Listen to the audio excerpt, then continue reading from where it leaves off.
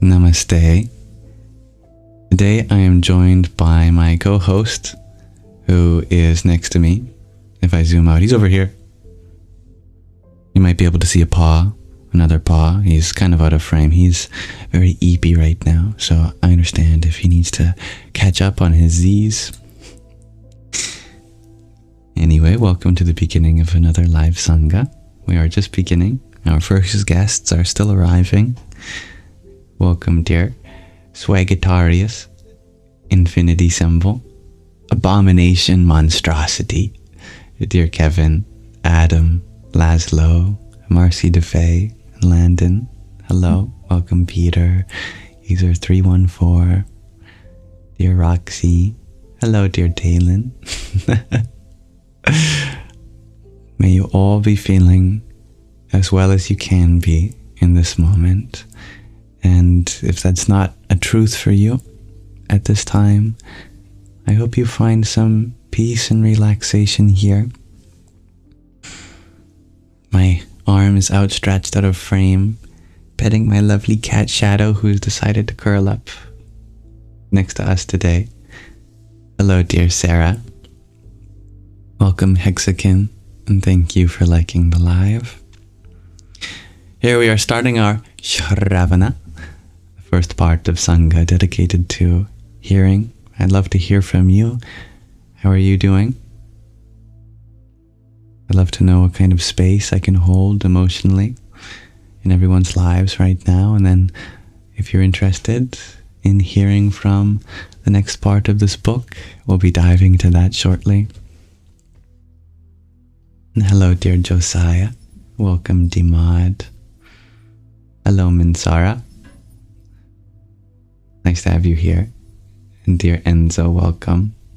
What are my thoughts on Rudraksha malas? Oh, they are a very energetic kind of mala indeed.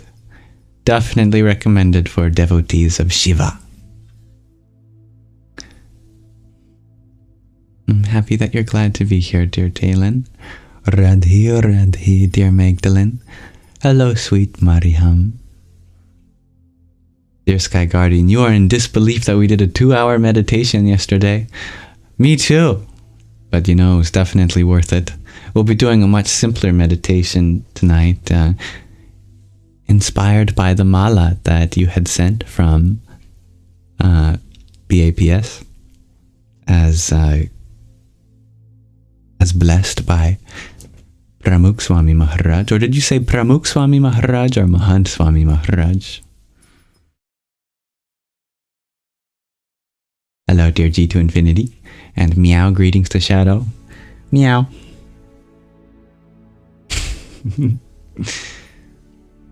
That's a wonderful idea, dear Talon.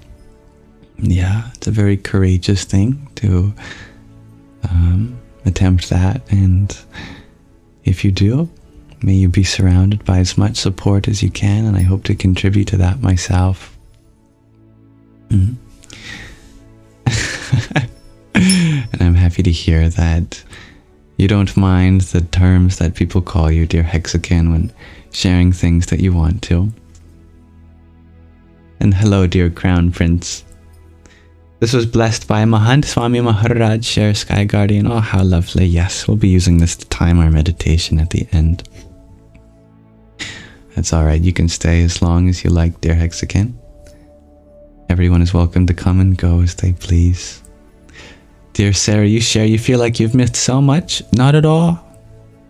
Everything that you need is always accessible in your moment, even if it looks different from other people's moments. Welcome, Evis. Now, I'm unfamiliar with that, dear Unlocked Minds. My mainstream of media is honestly what you guys tell me. The first time I hear about things is mostly through people like yourself. You know, someone told me that that they were worried for me because there was a storm headed my way. And that was the first time I heard that there was a storm headed my way. Oh my goodness. I like to hear it from you. Hello, dear Vicky Moon. Namaste, Dr. Jenny. Hello, Chawarman. Hello, dear Angel. You've been focused on life? Good. I'm happy to hear that. I'm well. Thank you. And how are you? And how is your lovely partner? Namaste, dear Nova. You're early for once, dear Crown Prince. I am a little late today. I had a podcast before I attended. I was a guest on Consciousness Prince, hosted by the wonderful Jonathan. Hello, dear Cher Bear. And hello, Michelle from Costa Rica. You are good, dear Angel, and your partner is okay, recovering today. I'm happy to hear that. Welcome, everyone. And thank you for liking the live, dear Jennifer. Never expected, but always appreciated. Om Bhur-bhuva Swaha Tatsaviturvarenyam Bhargo Devasya Dhimahi Dhiyo Yonah Prachodayat. Unlocked Minds, you asked what sparked my spiritual awakening. I think it's a matter of time for all of us to naturally awaken and go out of our comfort zone into newer and bigger ideas. And who knows why exactly the circumstances laid themselves out in the way that it did for my life. But one of the biggest helps that I got was having parents that were really open-minded and allowed me to pursue basically any path that I wanted to in order to find my own happiness. And I'm really grateful for that. And that's one of many, many different parts of my journey that all coincided in, the kind of life that I live today. Dear Choarman, you wonder if I've ever seen supernatural entities. I'm looking at a whole bunch of them right now. 60 of them, to be exact. Because you know what? You are all so natural. In fact, you're super natural. You're all natural and you're all super. But many people are blessed in being able to be sensitive to all sorts of different things. I find that most of my spirituality takes place not necessarily in heightened perception of other dimensions, but in the mundane. I truly find this moment to be the most spiritual thing that is available for me to experience, and I'm grateful for that. Yes, that's true, Hexagon. We're all weirdos, some may say.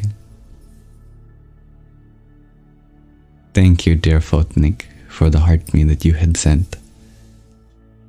Om Namo Bhagavate Vasudevaya.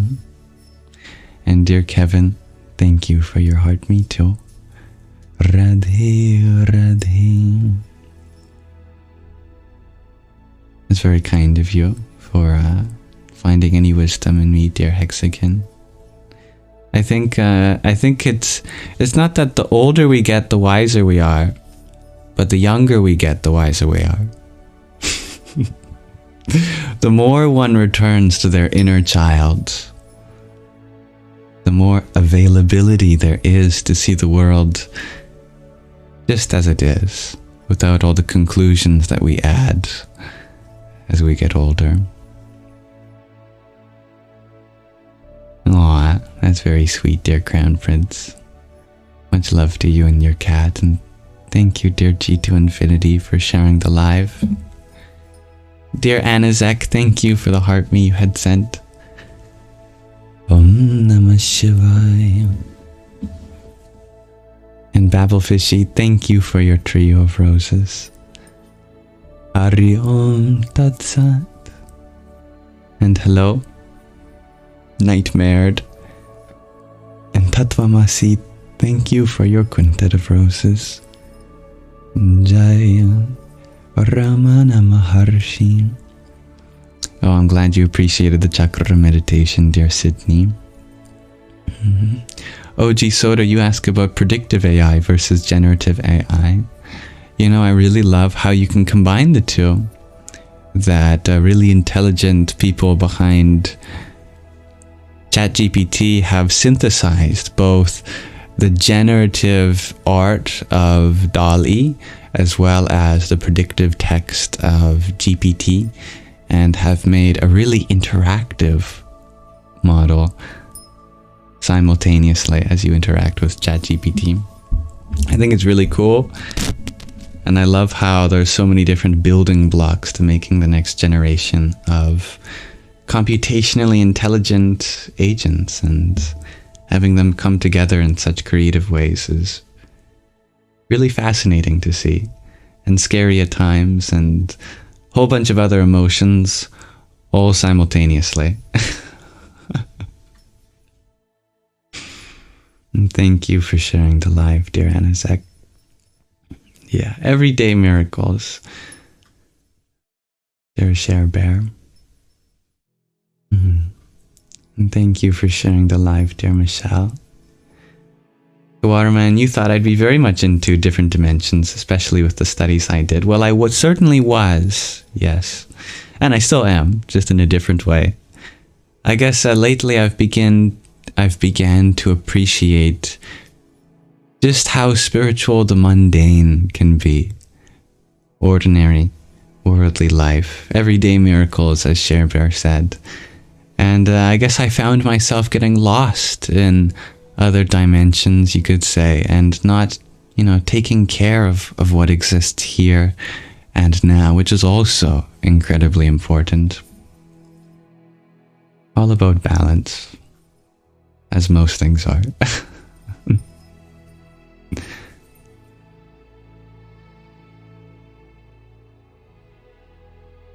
And thank you, dear John Simon Ritchie, for the heart me that you had sent.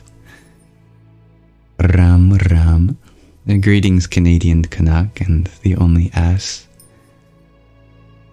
I'm so happy you find therapeutic things and helpfulness here, the Only S. You're a big part of that. Thank you for sharing the live, dear Talon. Vicky, you ask, do I ever get furious? There have been times in my life where I've been really, really mad. And those have been some of the biggest lessons for me, because whenever I did get really mad or frustrated or furious, I'd often end up hurting someone. Maybe physically, but emotionally.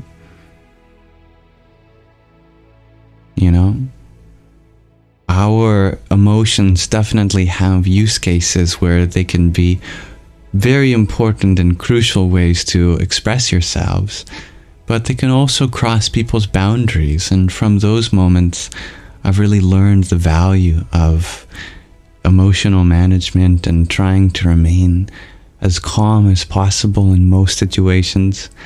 99% of situations are best solved by remaining calm. And so I really see the value in that. Especially now that I've seen what can happen if you're not calm. And I don't like hurting other people. And it's beautiful, dear Share Bear. So Inchworm, you ask, what do I do with immense energy and frustration? Well, you can have a whole set of things you can do with it to begin to bring the energy down and down. Of course, the best cure is prevention. There are ways of living that don't always lead to anger in the same way that might happen if we're living maybe according to habit. A lot of the times our emotions are just habitual, that we feel like this is a moment where I should get angry. But so much relief comes from the fact that you don't have to be in this moment. Do I have to be angry in this moment? No, I don't have to be. That can help a lot. So much relief can be found also in just handing it off to the universe symbolically, mentally, in some way or another, you just go, you know what?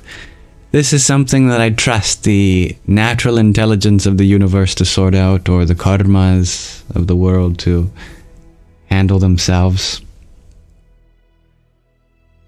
And for the rest, I think you can distance yourself from the residual emotion by recognizing that you are not the emotion.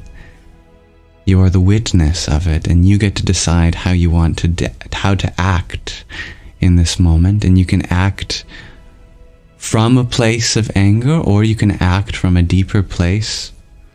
And there's always a deeper place. And the more you recognize that there is such a place, the more such a place becomes readily available, and the greater space is created between you and the emotion, between the event and your reaction. You can choose to be proactive rather than reactive.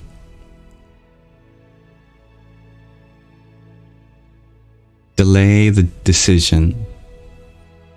That's a really helpful thing to do. Instead of acting in that moment, just wait. Even if it's 5 seconds. That's better than acting immediately out of anger. But there are times and places to be angry, like if you're standing up for something that's vulnerable. As long as you're using it to uphold important boundaries rather than to cross other people's boundaries, and that's where the harm lay.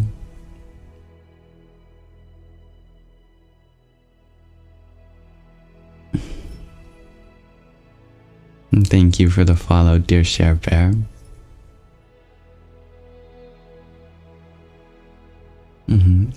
Dear Vicky Moon, you don't like it either, but if you have people that want you to get mad and they are your parents, what should you do?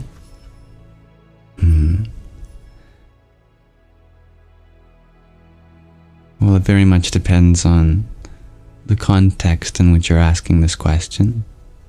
If they're trying to provoke a reaction from you, I would say there's room for better parenting. If they're only wishing for you to set boundaries for maybe someone else in your life that's crossing them, then it makes sense that they would want you to raise your voice or be able to stand your ground. I can imagine this question being asked in a variety of ways. But in any case, your emotions are yours, and they're not for others to decide on. How you want to express yourself, how you wish to be, is always your choice.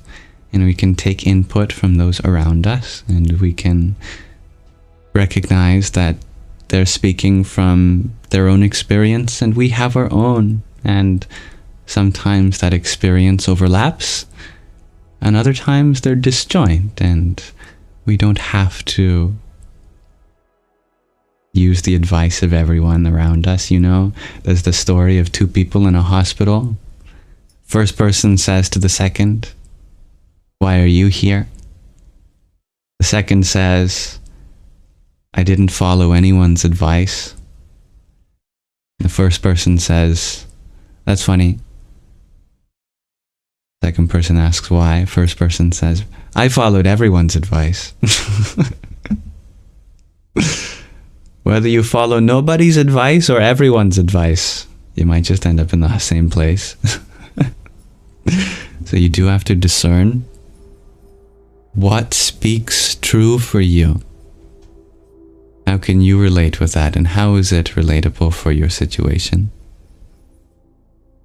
How does it complement your worldview? That's always your prerogative,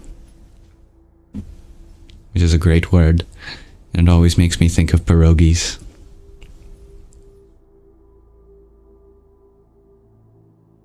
Botanik, you share, you just noticed how intentionally your cat, Charcoal, is listening to me. First of all, Charcoal is a great name for a cat.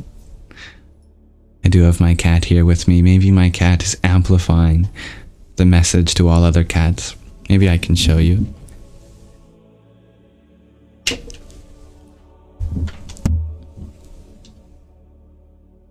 Dear Shadow is very sleepy at the moment, as you can see.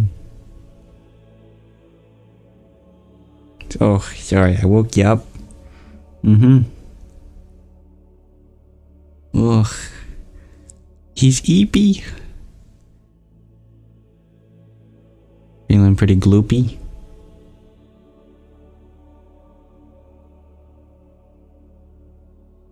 But he's definitely adding to the space. That's for sure.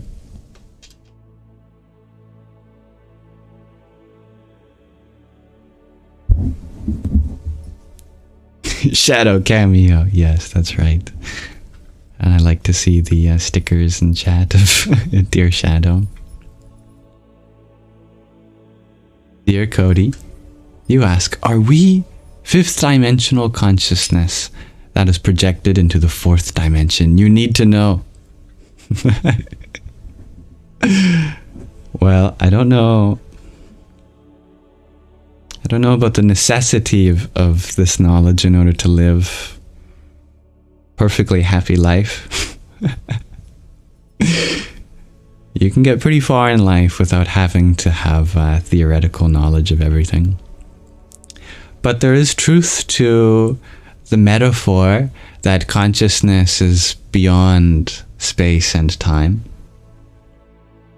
Now you could then argue that that means it must be in another dimension, so we're going to add to the 3 dimensions of space and 1 dimension of time, making 4. And so consciousness must be a 5th.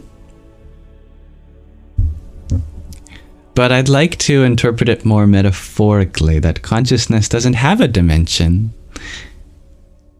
A dimension implies that it's something independent from space and time.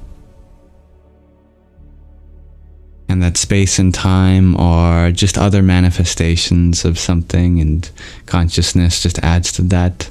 I would go so far as to say consciousness is the only thing that exists. And space and time are just manifestations of consciousness, various dimensions of consciousness. And you could add to that. You could add more and more and more and more dimensions, and they'd all be a part of consciousness, rather than something separate. This is to invert your perspective, rather than seeing consciousness as something in addition to the world, or perhaps as an epiphenomenon arising from the world. We flip it, and we say that consciousness is the true reality, and everything that arises appears in the form of consciousness, including everything in space and time.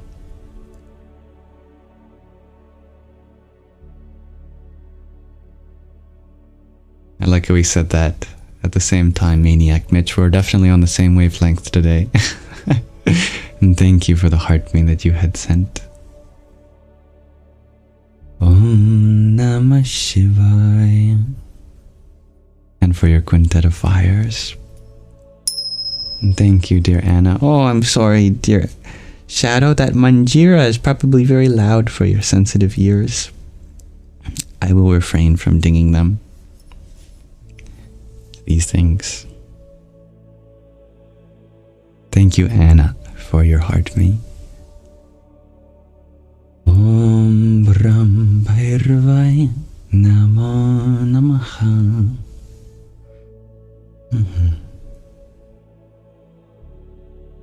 And thank you, dear Starlight Wow, for your tiny yippee. Dear Darren, you share you're going to be super depressed if I don't say hello. Well, that's not fair to yourself. You should allow yourself to be happy, regardless of the perspectives of those around you and how they accommodate you. That would be taking power away from you and giving it somewhere else. Maybe we can reframe it that it would make you really happy to be acknowledged, to put it in terms of a positive rather than a negative, and I'd be happy to acknowledge you.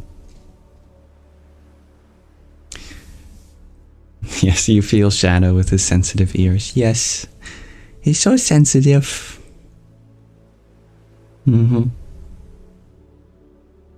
I really love the stories of people who are neurodivergent and able to empathize with animals, like, oh, what's her name?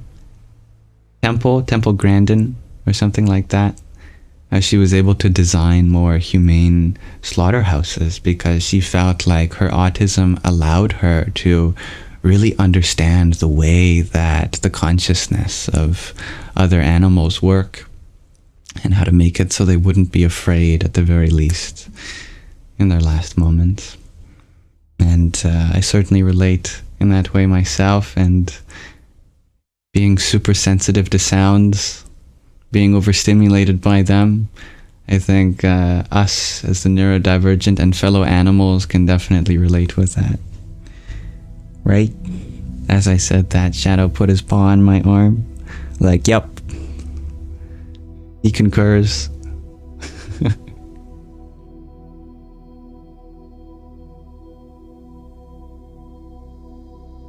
Thank you, dear Starlight Wow, for the flowers you had sent too.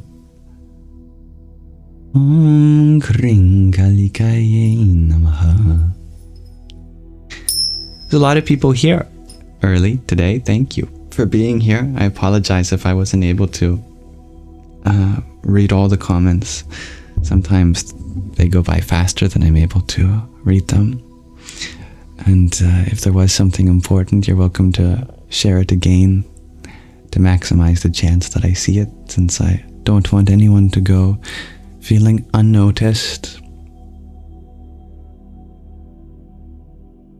Now, actually, we've had such a wonderful introduction that I have yet to set the intention for the space. It just flowed so naturally with everyone saying hello. So allow me to set the intention for this live. May we come together as fellow students of life to uplift each other, relate in one another's experiences, and share positive sentiments. Oh, I was going to ding these again, but I remembered. Dear Shadow has respectfully asked that I consider his sensitive ears. Thank you, dear Babelfishy, for your heart me. Om Namah Shivaya. They only ask, you ask, what are my practices? I'm not sure if I have any in particular. I guess it just intuitively, in the moment, you know, if I need to move my body this way, or hum, or chant, or meditate, I think I trust myself to be able to set aside a moment in whatever feels natural. And at this moment, no structure in particular, but I've really found a lot of help through the practice of prayer in the morning and before I go to sleep. I pray for my ability to do all the things that I want to do during the day, and acceptance of the things that I can't do. And thank you, dear Anazek, for your finger heart. And I pray to let go at the end of the day of all the things that I'm grateful for or didn't get the chance to do. It really helps initiate my day and allow myself at the end of the day to fall asleep.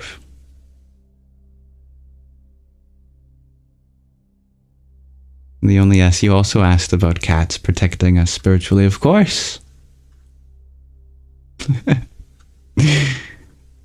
Haven't you noticed in Minecraft that if you don't want your base to be surrounded by creepers, you just get a cat, and then it's programmed such that the creepers run away from the cats? So too, not just Minecraft, but in the real world too. Now, if you don't have a cat at home and you hear a crash in the middle of the night in your kitchen or the living room, you might think, oh my God, someone has broken in, or my house is haunted. But if you do have a cat and you hear exactly the same noise in the kitchen or living room at 3 in the morning, you're not afraid, because you know that sound was most likely produced by a cat. And that's a profound idea, that on one hand, the very same experience could be something that frightens you. But knowing that the presence of a cat is there in your house, the same things don't frighten you anymore. That is called protecting the spiritual environment.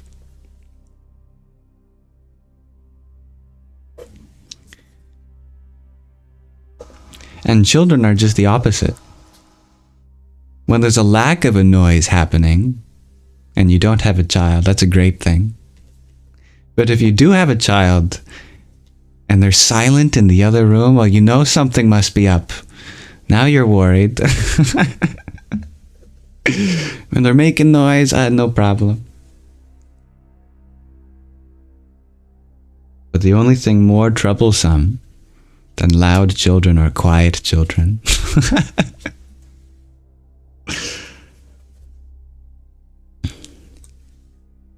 Alright, I'd like to begin my live with a little reading.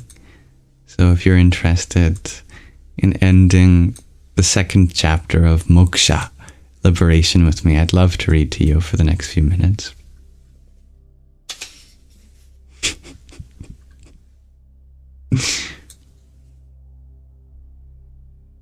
Let's see where we left off. Our dear protagonist was in India for some professional reason, and she was there with her associate and friend Pepe.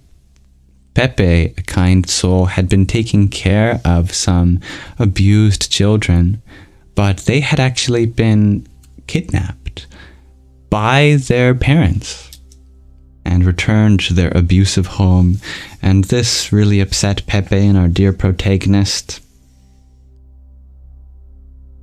May this reading relax your heart, relax your mind and awaken your heart. That night, Pepe and I lounged on canvas deck chairs on the roof of the warehouse. I nursed the lass of the brandy, and he pulled deeply on his hookah. He swore that he'd only packed a fragrant blue mint tobacco, but I suspected that it was laced with strands of hashish.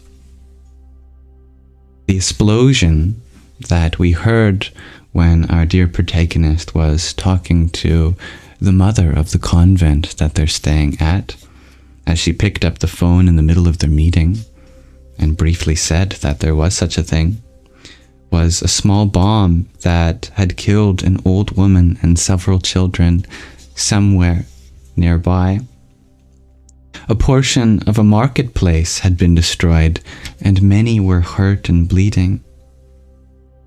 Pepe, the novices, and I dashed back and forth, treating and bandaging wounds. Inspector Chetty and his inadequate force tried to bring about calm, but were met with stones, rocks, and curses. "There is no security in the camp," the refugees shouted. "We are sitting ducks. Anyone can come over and kill us.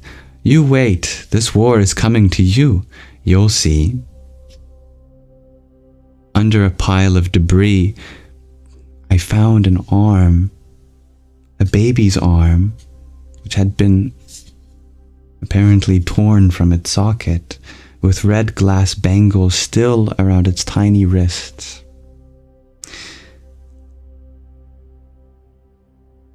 "I teach the girls to dance," Pepe said suddenly. "Dance? The girls? How could they dance when they could barely walk?" I reached over to touch his puffy, discolored face. He winced. "If they dance, they speak," he said. We stayed silent in the eerie quiet and let the miracle of a cool breeze drift over us. "Ah, mi querida," Pepe said lazily. "What happened at that conference? Why you come back so early? Some hanky-panky, no?" I stared up at the melancholy moon. I did meet someone, I said dreamily. We talked. Talk? No touch. No touch.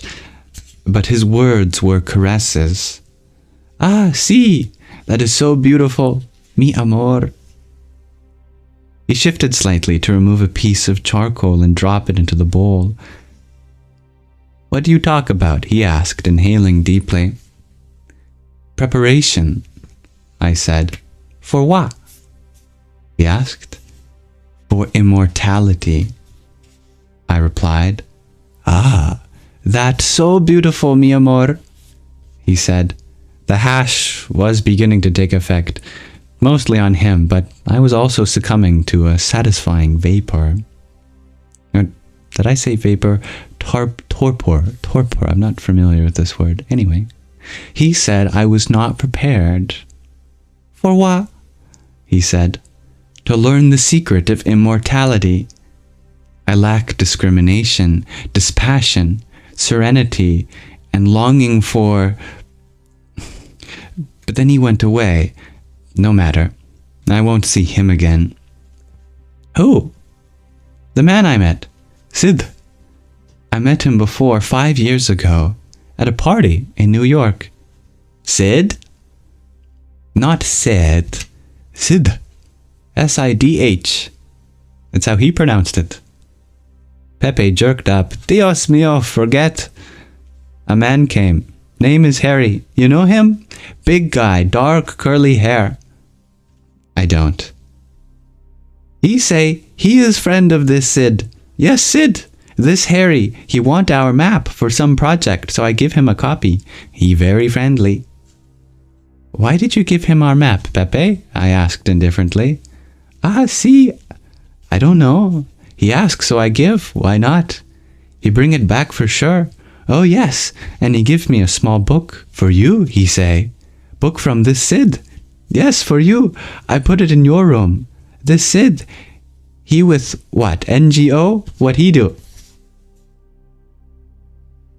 I don't know. I asked him what he did, and he said this and that. I asked him where he was from, and he said here and there.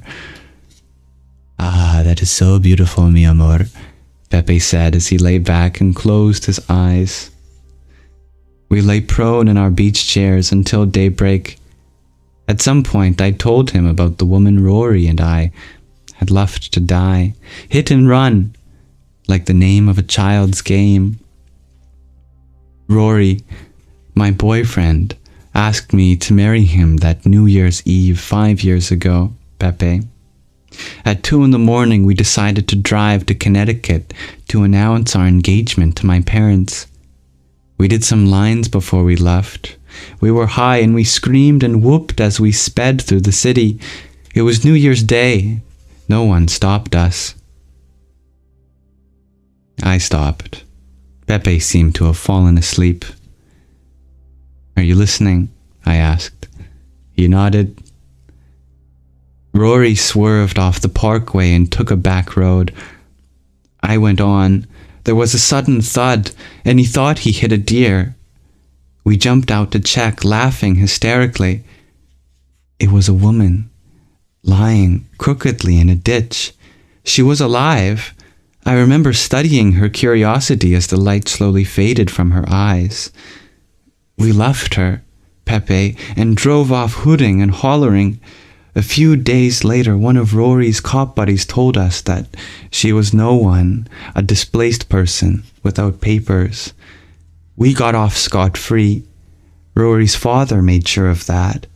We continued with our wedding plans, picking china and silverware, considering exotic venues, Morocco, Hong Kong. And one day, Rory crashed into a tree and killed himself.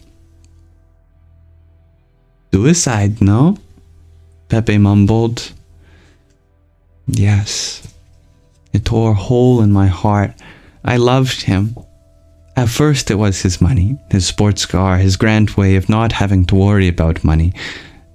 But then it was him, his kindness, generosity, his vulnerability, his inability to cope with the world he was born into. When his powerful father blamed me for his mental state, his drug use, his depression, his death, I couldn't bear it. I blamed myself and I signed up for jobs at the worst hellholes imaginable to help displaced people, people without papers. I abandoned my parents. I was their only child. I turned to Pepe, badly wanting his assurance that my naive act of atonement that had hurt me so much, that had cost me everything, had not been in vain. He was blankly staring ahead. Did you ever have a true love, Pepe? I asked. No, never, nada, he said, then added, I lie about my sisters. That's not news, Pepe, I smiled. You never said you had any sisters. But why 6? 3 would have been enough to make your case. He had not lied about that, he said. He had 6 sisters. Maria Teresa, Maria Ophelia, Maria Angelina, Maria Sofia, Maria Elena, and baby Maria Jeljico. If I can pronounce that better, do let me know. But I know take care of them, he said. When the soldiers came and shot his mother and father to death, they also shot his 6 sisters, including the baby, while he hid in a root cellar from where he could hear their screams. He stayed in this dank cavern for days, barely taking a breath. Then he ran as fast as he could all the way to the coast, where he was taken on as slave labor on a cargo ship. He was 12. His name, Christian Alejandro Luis Santiago, was soon reduced to the clown name Pepe. I began to understand. Protecting the girls was Pepe's act of atonement. He had failed to protect his sisters in his mind, and he could not allow himself to fail a second time. You have a true love, mi querida? He asked, his voice hoarse. Only you, mi amor, I said. Only you. The moon had long gone. From an inner recess of his vest, Pepe extracted a worn wooden flute, a relic that had miraculously survived all his meanderings, all his sufferings. He began to play. Distant thunder rumbled in accompaniment. The longed-for rains were on their way.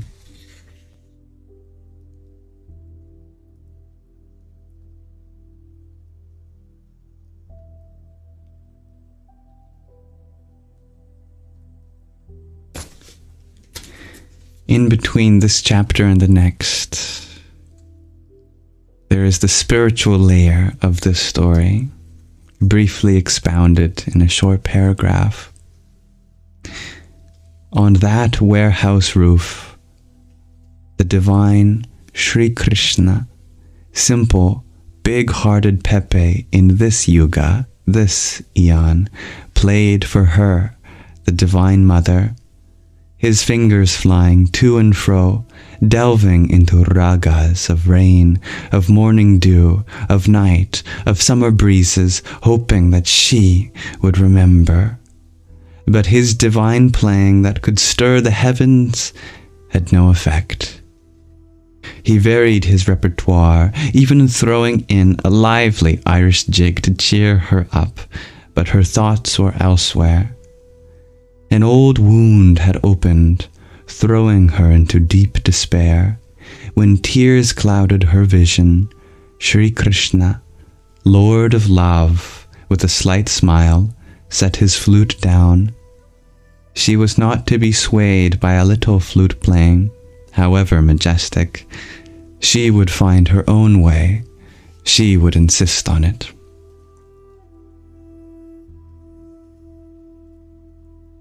Thank you for listening, for such a deeply heart-rending story.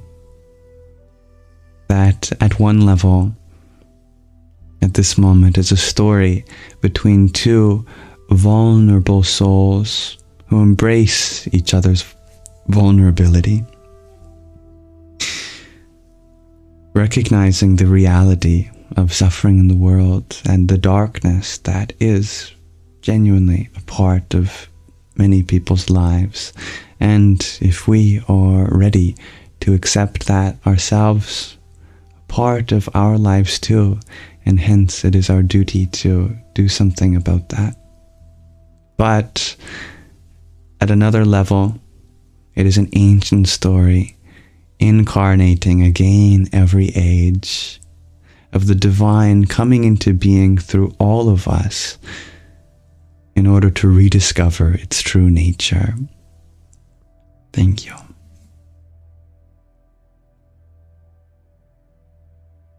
We'll continue, starting with the 3rd chapter next time.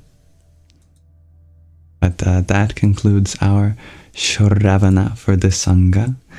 Now we can transition to our Manana, which is the portion of the life dedicated to full engagement with each other.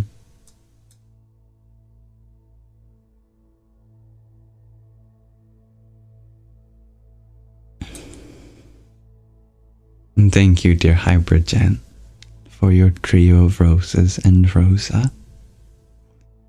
Dum Durgaye Namaha.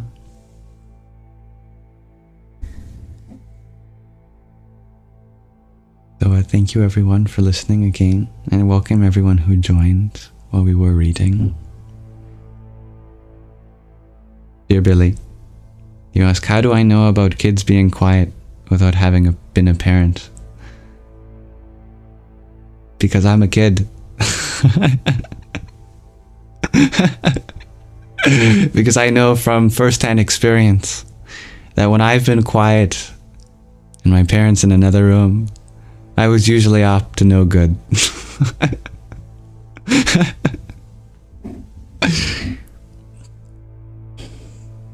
Thank you, Morgan, for sharing the live.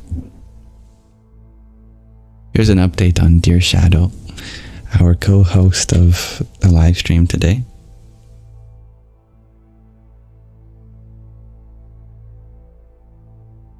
You can see he's got some pretty wonderful toe beans.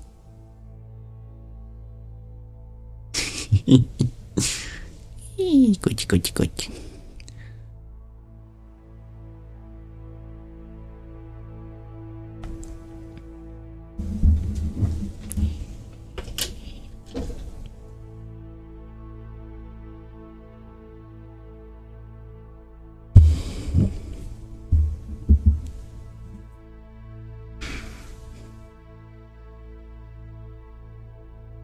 Your Hexakin and puppy, shared pink ladder lady.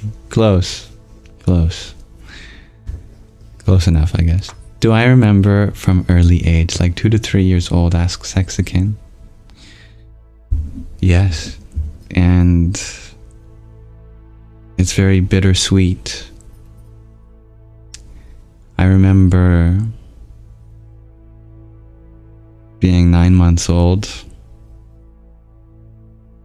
because it was the first time that I think I gained consciousness, because I hurt my mom, and I guess that woke me enough to really remember even today. It's a little embarrassing to say, but while I was being breastfed, I distinctly remember having the intrusive thought to bite, and I'll never forget, I made my mom scream. And I imagine, as probably any mother would, for a moment you pull away, and psychologists tell a lot about that time where you're pulling away. Breastfeeding, that can do a lot that can say a lot about the development of a child's psychology anyway. Certainly myself included. But yeah, it was like I realized at that moment that I had hurt her, that I recognized in her facial expression, in her scream, in her pulling away, that I had done that I was capable of hurting. You know, at some point you have to realize that. And it's probably not long into our lives that we do realize that, given that I'm sure many mothers have to face their children figuring out what pressure is too much pressure. Anyway, at that moment, you know, I realized that I didn't have to do that, but I decided to. I didn't have a vocabulary to frame that thought, but still I knew that I didn't have to hurt her in that way. But anyway, you know, many years have passed. I certainly forgive myself, and me and my mother laugh at that. Yeah. It's a bit of a blessing and a curse being able to remember that far back, because you're not able to relate with as many people sharing your baby stories, and not many people believe you. I remember learning what my parents were saying before I was able to speak myself, and it was very frustrating. And I remember that frustration of understanding the questions that my parents were asking me and not knowing how to speak back. Just, you know, you open your mouth and random nonsense comes out and they go, "Oh, cute, you're forming words." And inside you're like, "No, I'm trying to say something, but I can't speak English yet. Dog, dang it." Anyway, one of my memories was first learning my first word, which was ball. And I was trying to figure out what exactly constituted a ball and what didn't, you know? Does a circle constitute a ball? And I was looking out the window while we were driving in the car seat. And I was looking at things. Is that a ball or is that not a ball? And of the things that I decided counted as a ball, I would say, ball. So as we were driving, you can imagine that in the back seat, there was a very small child saying, "Ball, ball, ball, ball, ball, ball, ball." And at some point, my parents had enough. And again, I think I gained consciousness at that moment because it was one of the first times they yelled at me like, "Shut up!" No matter how lovely your parents are, because my parents are very lovely people, they had enough and they screamed and said, "Will you stop saying ball" or something? And of course that frightened me. But yeah, I had decided that not everything was a ball. So I didn't have to question whether all the objects in my sensory experience were balls or not for the rest of that car ride.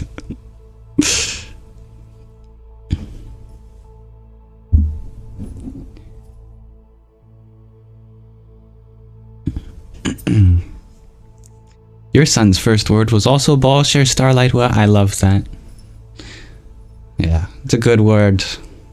I'm a big fan of spheres in all dimensions.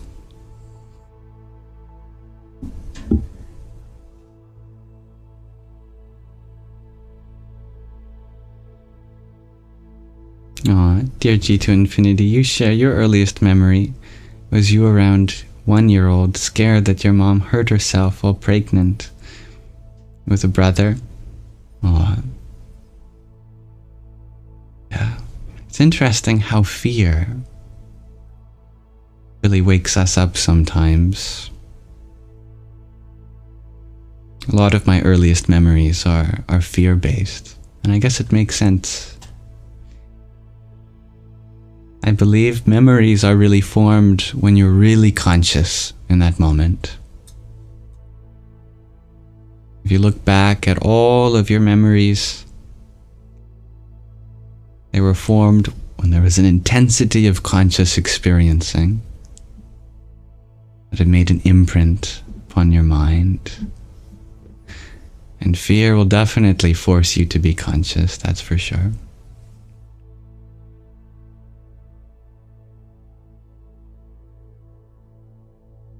Wow, that's amazing, dear Billy. I don't remember that far, but I wouldn't put it past people to be able to remember even birth so casually. It's said in the Bhagavad Gita, and it really makes me wonder about the state of human mind over the past few thousand years. This is an ancient scripture, and yet it's so casually mentioned. I forget exactly where. Krishna is saying, just as people have memories of being in the womb, and he goes on to make a point. And reading that verse, my ears perked up like, what? Did ancient people just casually remember being in the womb? Was life that simple that they could remember that far back? I wonder if I can find it. I think it's quite incredible. I think it's just in the first few chapters.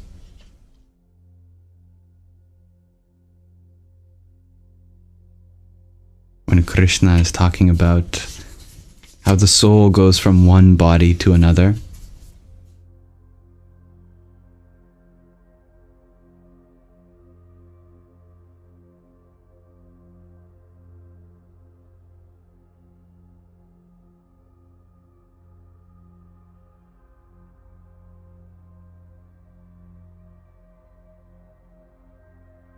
I think I found the right part, but if I can't find it, it's okay.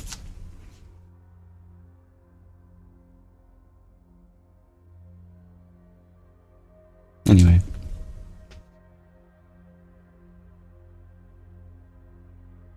Hello, dear Marlon. Dear Lex, you share you're struggling with your feelings for someone who claims they just want friendship but sends mixed signals.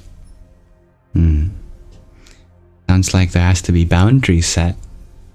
Maybe their idea of friendship is different from your idea of friendship. Communication is your best friend. And maybe they are uncertain of their feelings.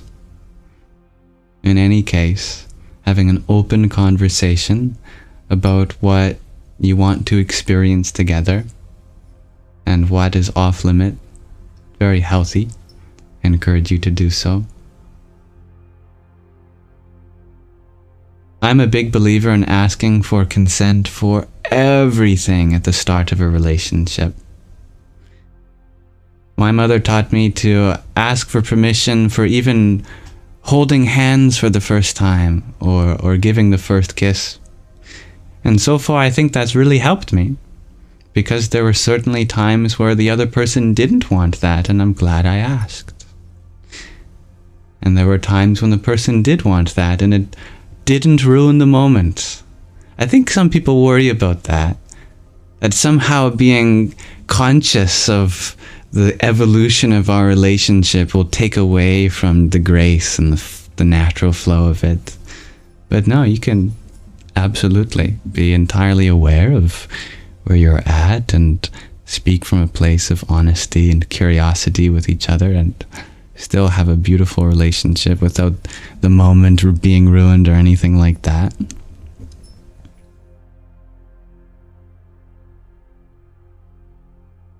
Dear Sky Guardian, you ask, do I ask Sandy for permission to kiss? Oh, I must confess that I do kiss my cat's forehead, oftentimes without asking.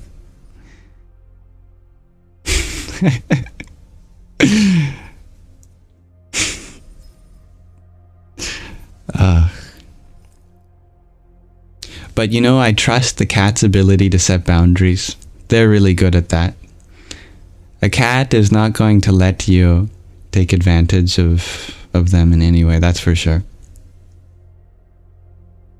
Unfortunately, with humans, you do have to be worried. Sometimes you have to help the person set their own boundaries with you. But cats are really good at that.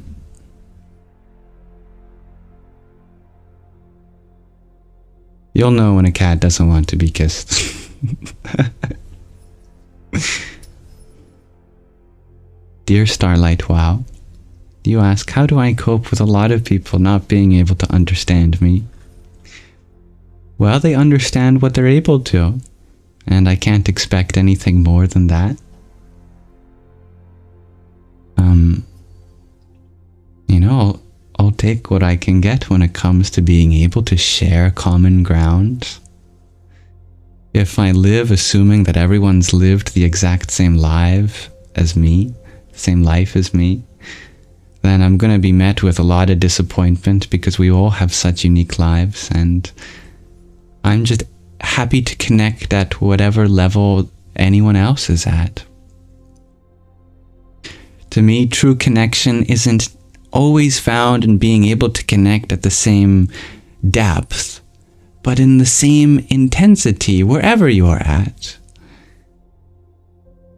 Even if you're a very spiritual person and you live with someone who's not a very spiritual person, that doesn't mean you're not able to connect very intensely at the levels of things that you do share common ground in or common experience in. And we can be grateful for that. And thank you, dear little potato Sam, for the heart me that you sent. Om Namah Shakti Shivaya. And dear Melinda, thank you for your fest burst. Radhe Radhe.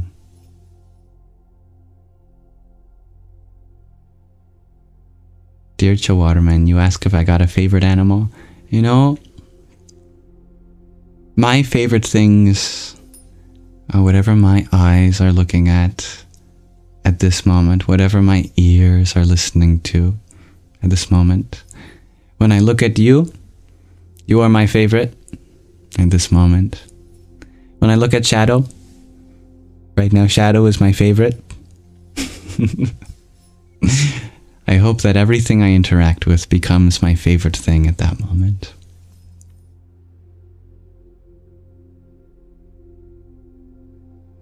Dear Immanence, you share that you are an alien and you connect with literal interdimensional entities, but you can't connect with people over 20, and it's resulted in total isolation.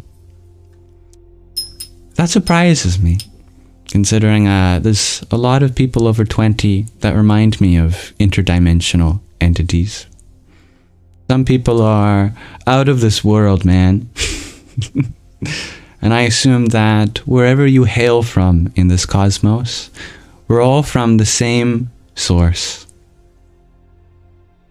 Regardless of what country we're from or planet we're on, there's always something that we can agree on. Maybe you use an entirely different system of mathematics on the planet that you're from, but I'm sure you know what it's like to have to go through the agony of math class, whether you're learning the decimal system or the Glorblop system. The experience of having to do homework and sit down with your parents and have them berate you over what neither of you understand in order to turn this in by tomorrow is probably a universal experience to some extent.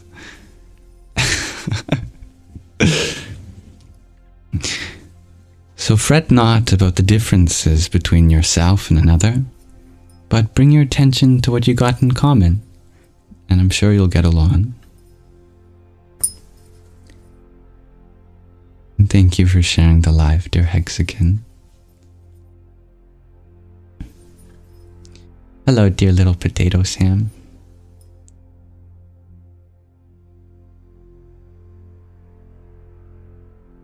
Chris, you had asked, how do you evolve past your duality mindset? Incorporate it. every mindset has a context in which it brings out the best of a situation. I would not recommend a non-dual mindset for absolutely every situation. For example, someone was telling me that they were once in a very non-dual space of consciousness or state of mind, and they had truly felt that on all levels they were one with everything. And so when they were walking down the street, they grabbed the juice box out of another person's hands and started drinking it. And the other person was getting upset with them, saying, "What are you doing? You can't just grab my juice box." And truly, in that moment, this person genuinely expressed to me that they felt like they were one with everyone. So it's our juice box. Why does it matter?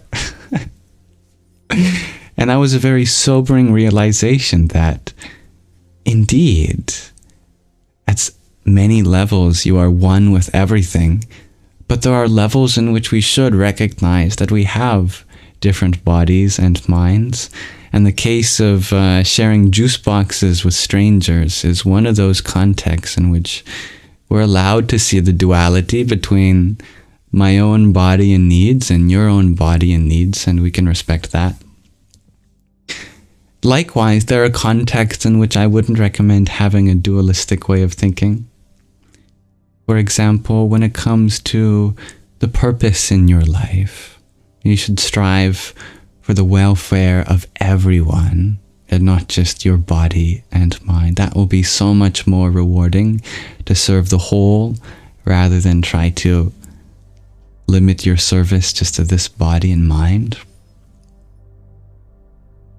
Whenever you are engaging in the world, then it's healthy to have a dualistic way of thinking.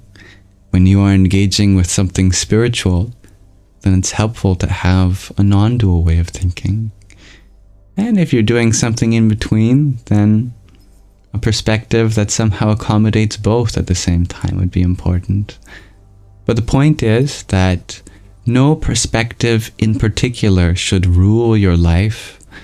Be dynamic and see which perspectives bring out the most for the context at hand.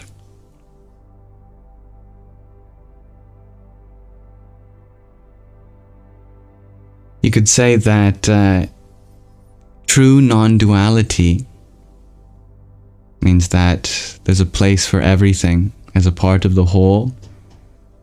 And that means having a kind of non-duality even between duality and non-duality. Seeing the oneness both through a unified lens and a diverse lens. And seeing our diversity in our oneness and separateness.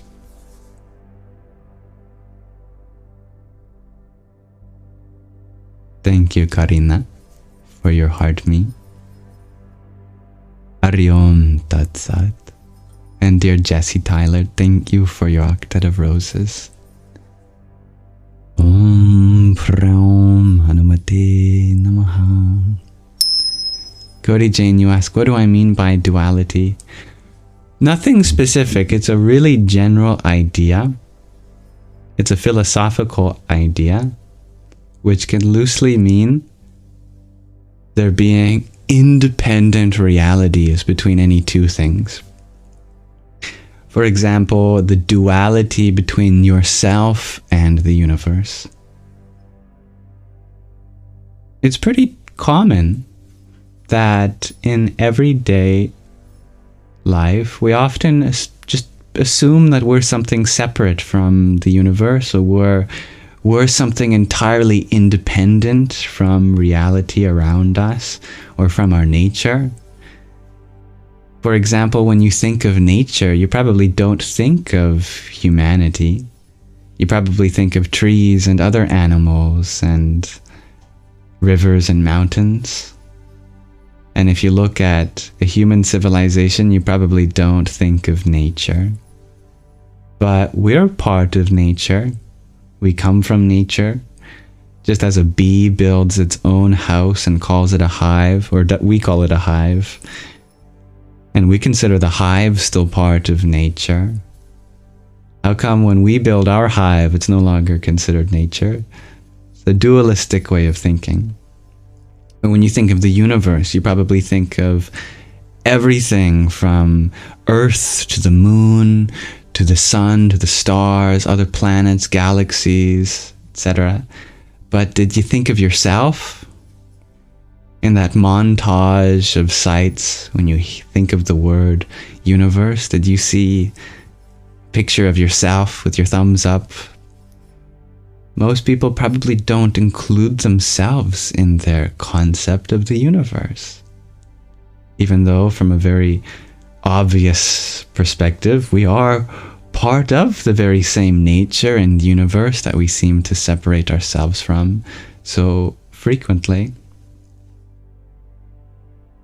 So conversely, non-dual perspective, non-dual thinking would be to realize the absence of separation between humanity and nature, between yourself and the universe. You can see it's a very general and widely applicable concept that we can realize in many different situations as affecting how it unfolds. Dear Billy, you ask, is there a difference between duality and binaryism? That's a great question. They're very much overlapping concepts. I would say that binaryism is certainly a form of duality. Thinking in terms of black and white, this and that, opposing existences, part of dualistic thinking. Thank you, dear Tattvamasi, for your heart me. Om Hrim Namah Shivaya. And thank you for sharing the live, dear Vikrant. Emma, you ask if I have any advice on healing. Well, it would be my honor to be able to share my own experience. We all deserve to heal from the wounds that we've had. Think about the wounds that you've experienced, not as something that takes you away from life, but brings you closer to your vulnerable self. Allowing yourself to have gone through such things deepens your connection with the rest of the universe. Your ability to go through hardship and survive tells a story for the rest of the world that you can go through these things and ultimately discover parts of yourself that you didn't know existed. You can become a role model to so many others going through similar things. That is to say, as you connect your experience with so many other people's experience, you bring healing to others as you bring healing to yourself, because you validate what you've gone through and what other people go through simultaneously.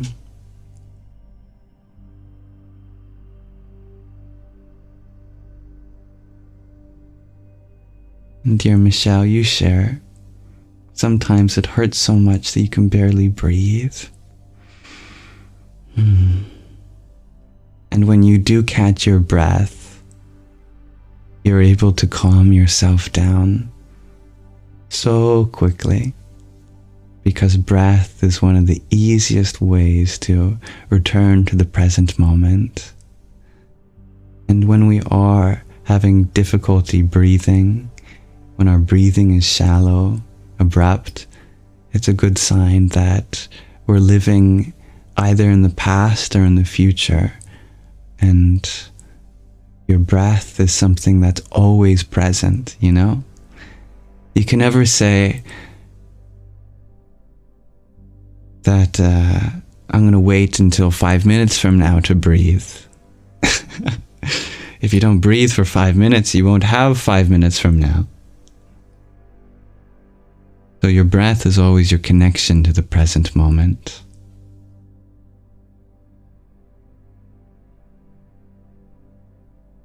And yeah, we all express our pain differently, and it shows up physiologically in many different ways. And that goes to show that our mind-body connection is so deep.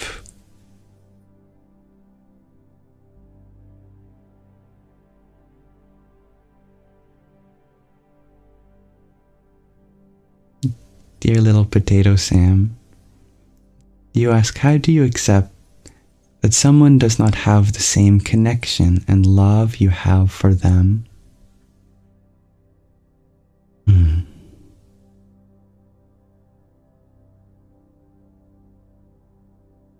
What we love about each other finds beauty in the diversity of love. If we all loved each other the same way,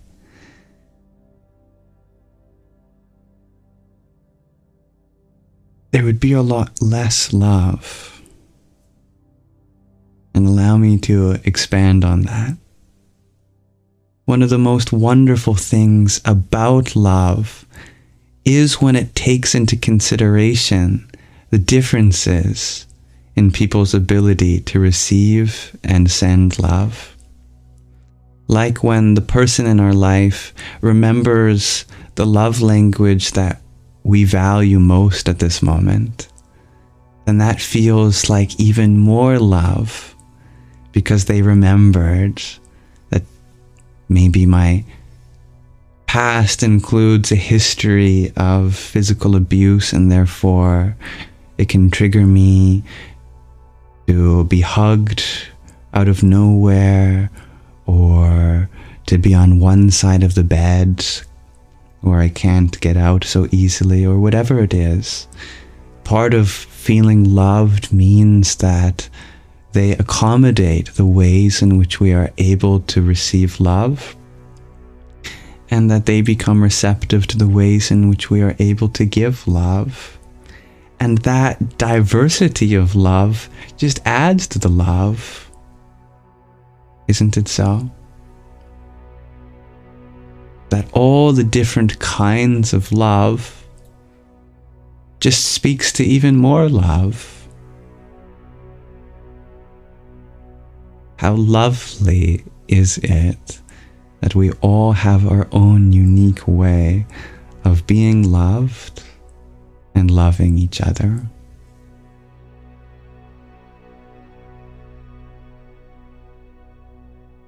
You don't have to love someone in the same way they love you. Because that requires us to have lived the exact same lives, and that's impossible. All we can do is love to the extent that they are capable of receiving, and receive love to the extent that other people are capable of giving. What's in our duty is only to become receptive to love in a way that allows people around us to become more selfless, and for us to love in such a way that we become more selfless. When it's about what we get, then it becomes business, it becomes a transaction. But true love is not about give and take. True love is all about give. Always remember the joke between the difference between love, lust, and business. When it's all about what you can give and not at all about what you can get, then that's love.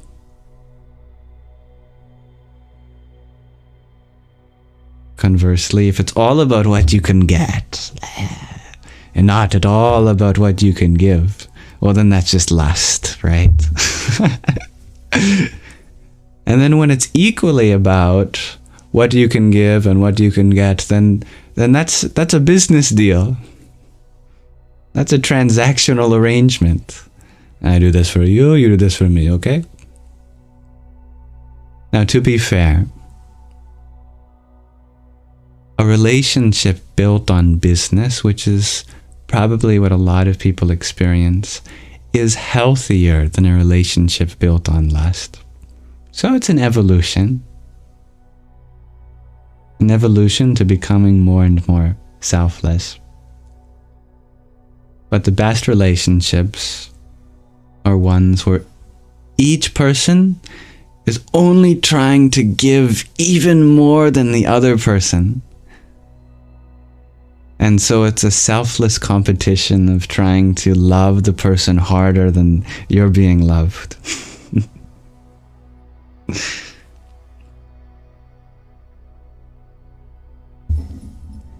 However, always remember too that due to the circumstance of people's lives, they may only be able to receive this much love. And that's okay, because that's enough for them at that moment. And maybe if they open up a little more, they can experience this much of your love. And if they can open up more, they can experience this much of your love. But that takes time. And we can't expect anyone to receive more love than they're capable of receiving. Love is a vulnerable thing.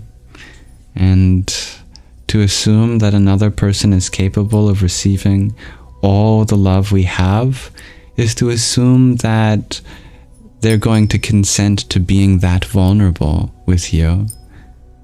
But that's always a consensual process. It should be on their part.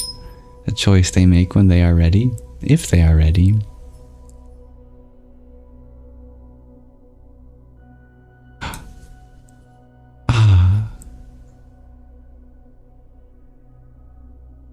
Thank you, O Turtle emoji, for your heart, me, and 10 roses. It's nice to see you again. Om Namo Bhagavate Rudraya. Thank you, Hydra, for showing the live. And thank you, Mandis, for your follow.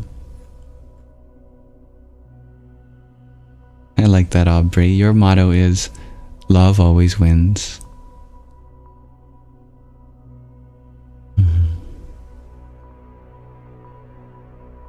Dear Robbie, you ask a heavy question, but I hope to lighten the load. Do I think God is a psychopath? Well, that would be an example of applying a human model of psychology to something which is certainly beyond human psychology. Since we are thinking beings, it's easy to imagine the source as a thinking being like us. And maybe this thought comes from seeing the tragedy around us and how if I was aware of all the suffering in the world and capable of doing something about it, but wasn't, that would make me a psychopath. And that makes sense. When we put ourselves in the position of being what we believe to be God, then certainly we would probably be considered psychopaths if we had the ability to do something about the reality of suffering but chose not to. And that comes from a good place. Even though these are strong terms and ultimately we have to go beyond such labels, it comes from a place of understanding that if there is a God, then that God definitely should be all-loving and capable of ushering love into the places that clearly are lacking them. And I love that. That's a good intention. So how can we pursue that thought in the most meaningful and empowering way? To me, the answer in my life right now is that we are what's responsible for ushering in love in those places that are clearly lacking them.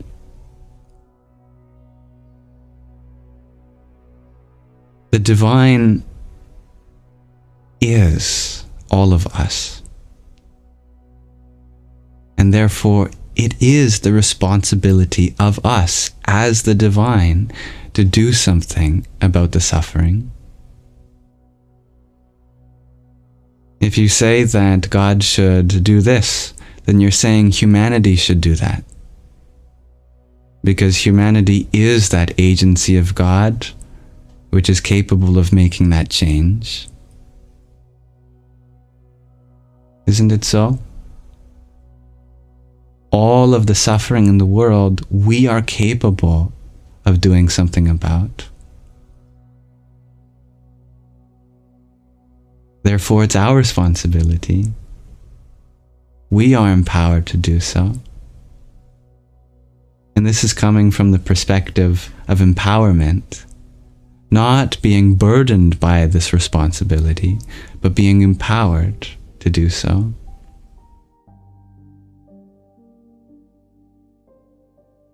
The most meaningful way to be human is to serve the creation as representatives of the Creator.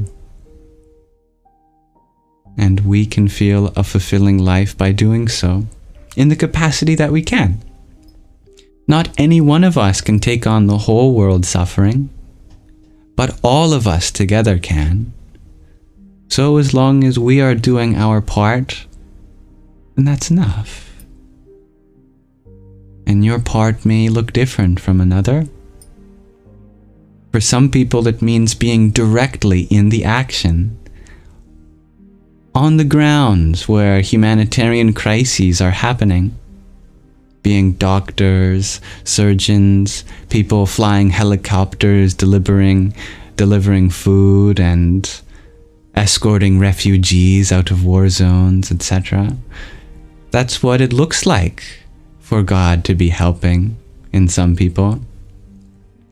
For other people, maybe you run the business sides of things because great efforts require organization, and you might be an organizer, standing in briefing rooms, going through the data, hiring people and telling them where they should be dedicating their efforts, managing them, training them.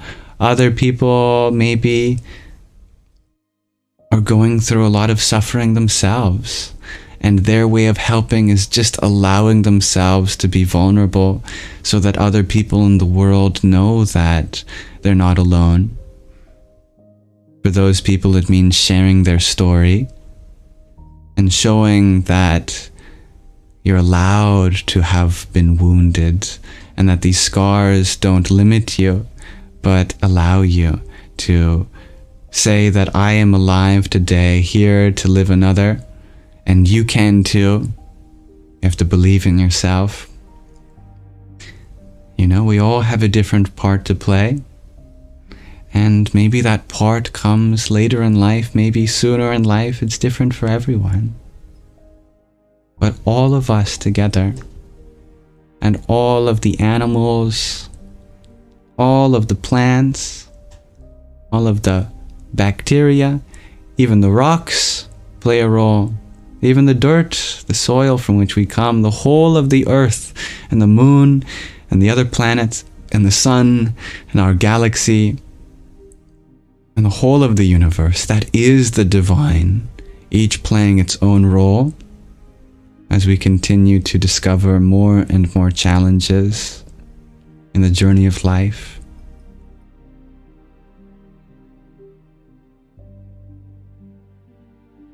How do you know what your calling is? Asks Emma. You don't. No matter where you are in life, there's always going to be an opportunity for something else. And you get to choose whether you want to stay or go. Should I stay or should I go? Yeah, there are going to be moments where you know you're absolutely meant to be here now, and there are going to be moments where you're uncertain, and all of that's part of the journey. But right where you are in this moment is clearly where you're meant to be, and how that unfolds is partially up to you and partially out of our control. And of the parts that are out of our control, we have to accept. But of the parts that we can guide, let us put in our best effort to unfold it in a way that brings out the best in each of us.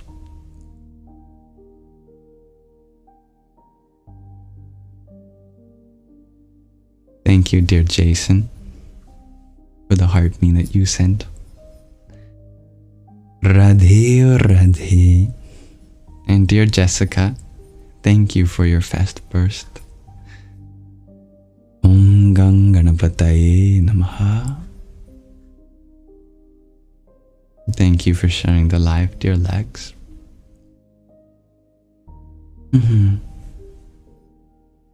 It's very true, dear Aubrey. Suffering to some capacity teaches us hard lessons. I'm not saying it's not unfair. And that's the beautiful paradox, is that we should absolutely, without a doubt, serve the well-being within everyone, trying to eliminate suffering for others, and yet recognize that the suffering that we have personally experienced has brought us this far and has allowed us to grow and be challenged and become stronger and wiser and better problem solvers and give enough stories to tell.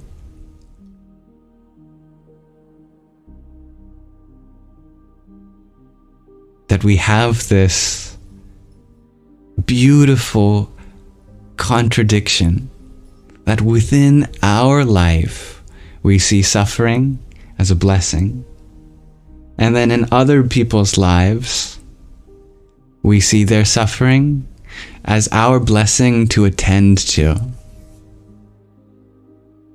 Actually, I guess it's not so much of a contradiction. In either case, the suffering provides us the blessing to attend to something, to bring out goodness.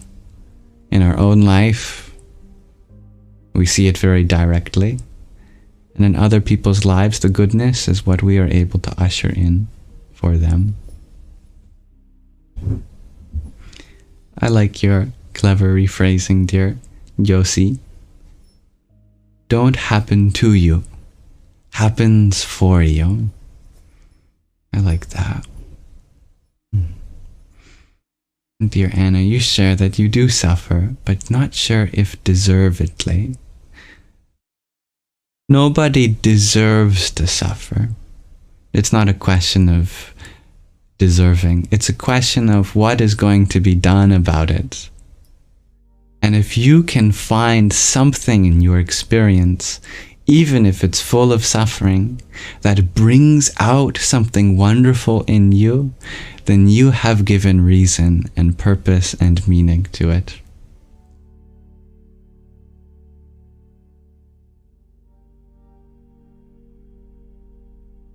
Thank you, dear Dob Darker, for your heart me. Om Brahm Bhairvaya Namo Namaha. It's our choice what we make of the suffering. We can choose to feel like we're being unjustly punished, but it won't help us. And we can choose to see it as a building block for a greater story unveiling, and that the experience that we gain from overcoming this challenge allows us to be a better person for others. That too is our choice.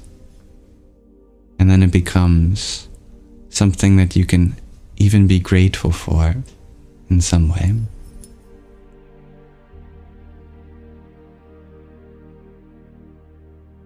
And thank you, dear Lex, for your heart me.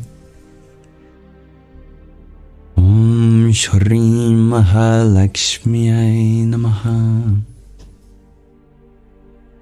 And thank you for sharing the live, dear Babelfishy and Eminence. And Marcy is still awake. Did you have a Sangha snack today? No, you were about to go to bed before I began the live. Your suffering supercharged your empathy, shares Babelfishy. I'm so happy to hear not that you suffered, but that you were able to go through something that you recognize allows you to relate with others. And in that empathy, you bring so much joy to this world in subtle but profound ways.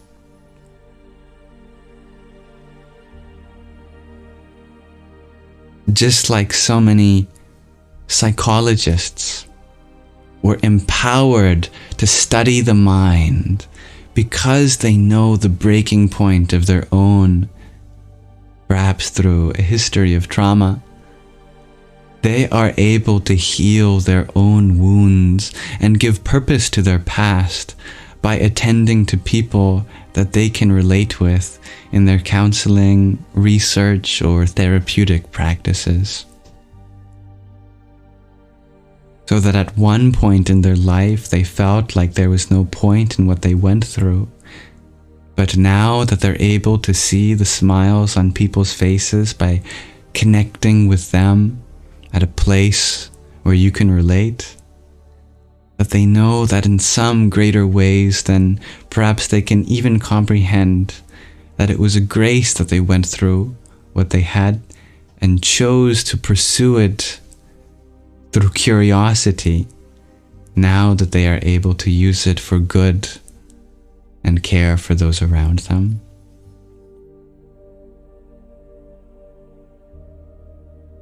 And thank you, dear Lex, for your subscription.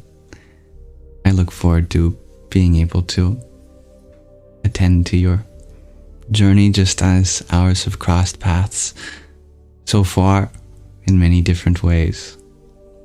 And any way in which I can continue to be of service is my honor.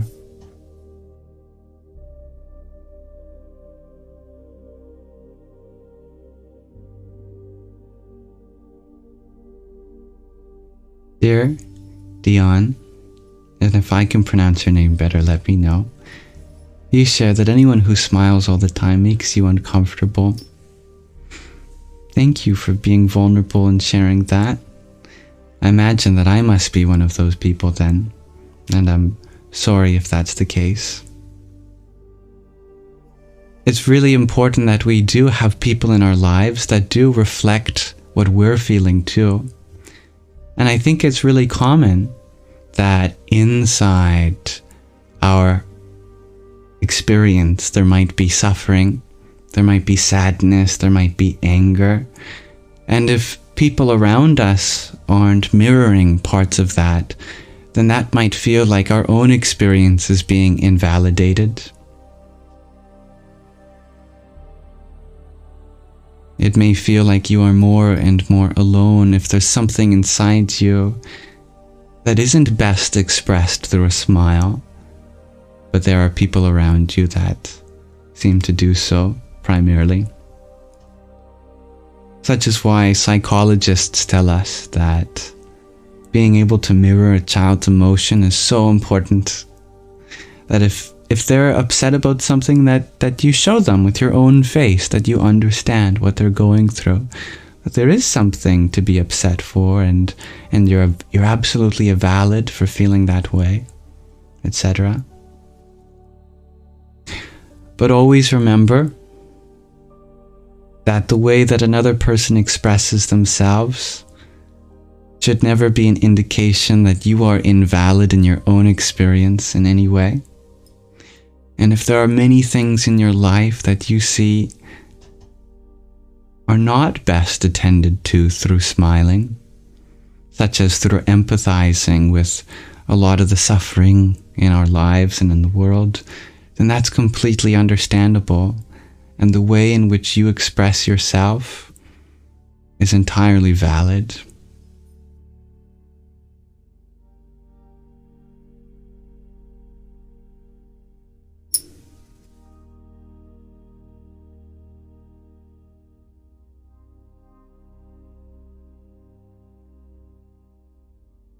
But yes, I agree, dear Anna. No one has to be sorry for smiling. Smiling is a beautiful thing.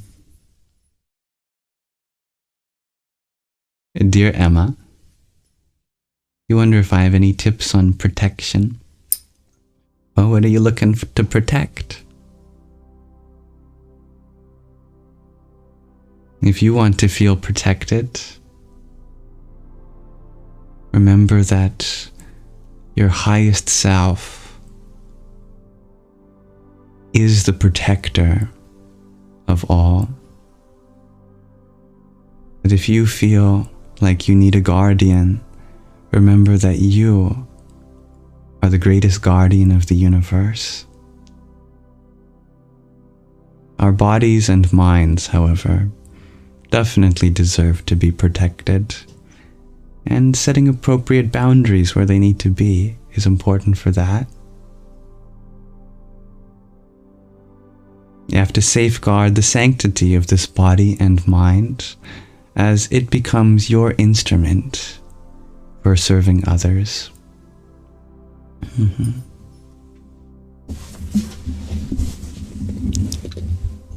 Dear Hexakin, you share that you honestly wonder if I would be so positive if I encountered what you did. It's understandable that you would feel that way, and perhaps I haven't been as transparent in my life as I can be, and you invite me to be able to share some of the things that I have gone through.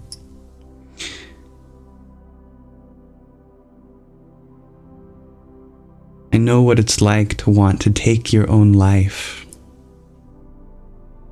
I know what it's like to go through days without sleeping, terrified that this reality might not even be real or meant for you, throwing up endlessly. 1 second, I have to pause the alarm on my phone.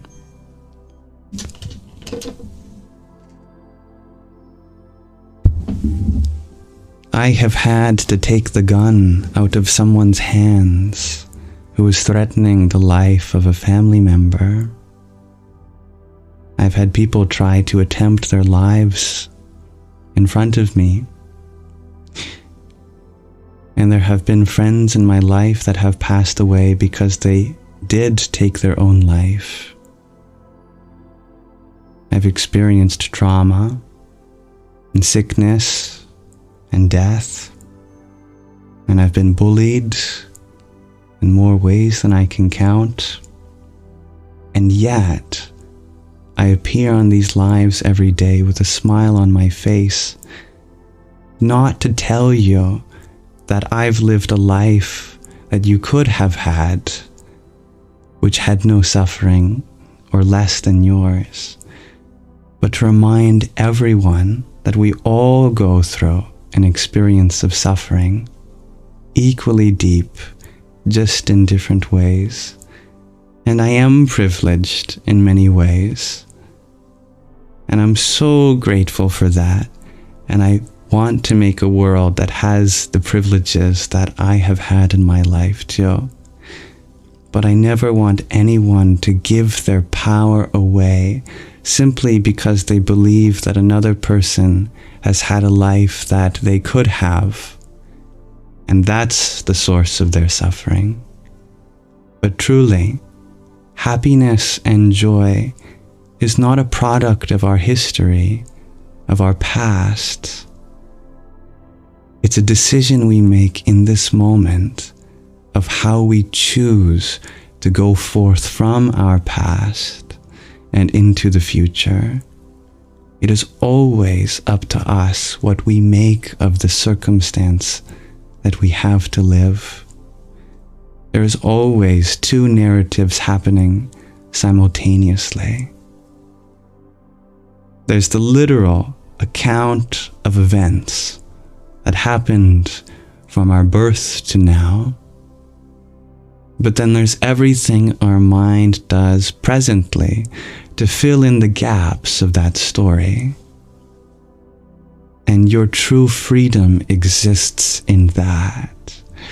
No matter what you have lived, if in this moment you recognize yourself as able to tell another story, not of one of hopelessness and misery, but optimism and genuine belief that what you have gone through is able to shape your experience for the better, and truly you can find something worth living now, even if it's so small, like being able to take care of a little animal, or journaling, or getting out of bed today. That can be your victory. You don't have to take on the world to live a fulfilling and meaningful life. All you have to do is say that I am not letting my past prevent me from leading to a future that I want to see.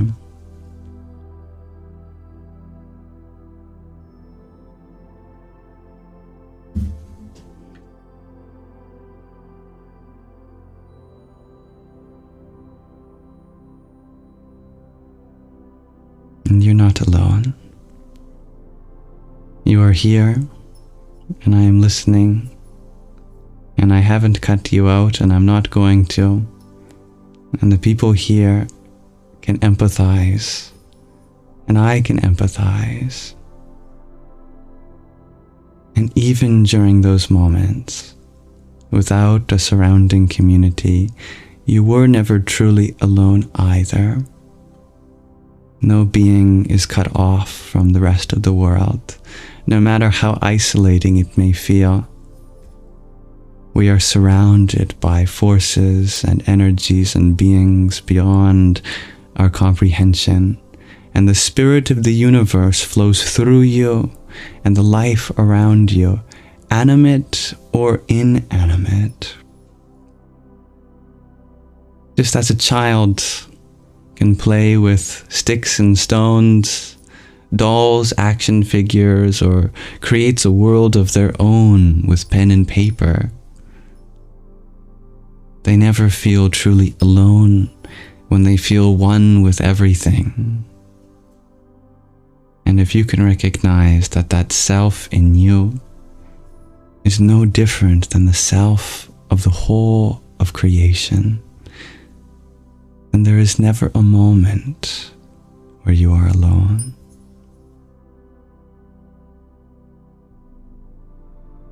And you're right, dear Robert. Passivity doesn't equate evolution. We have to be engaged with the things that we don't want to, but need to, in order to grow. That means facing the things that we're afraid to, going deep into the memories that we have suppressed or tried to forget, and pulling out the parts of ourself that we lost along the way.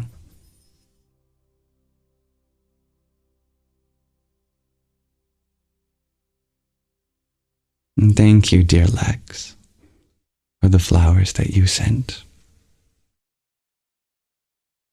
Om Shrim Mahalakshmiyai Namaha. And Rose.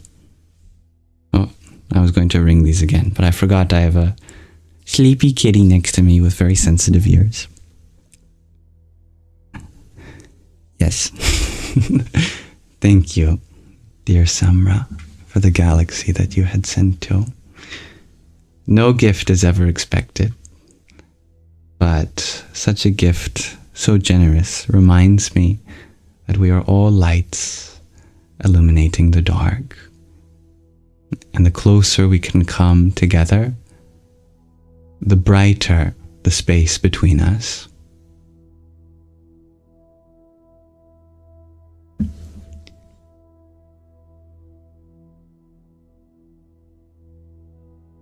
really appreciate the vulnerability that we've shared so far. I think we've certainly been touching some deep aspects of this live, and I appreciate that. I thank you all for your sensitivity. Dear Robert, you ask, so what is my fear? Right now, given the context of this live stream, which is the biggest part of each day, my fear is in being able to understand you.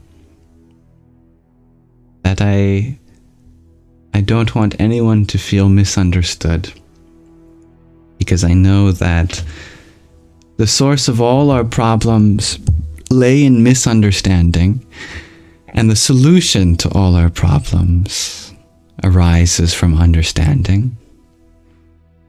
But it's not a fear that demotivates me, as it is one that inspires me to reflect on all the ways in which I've engaged, interacted with all of you.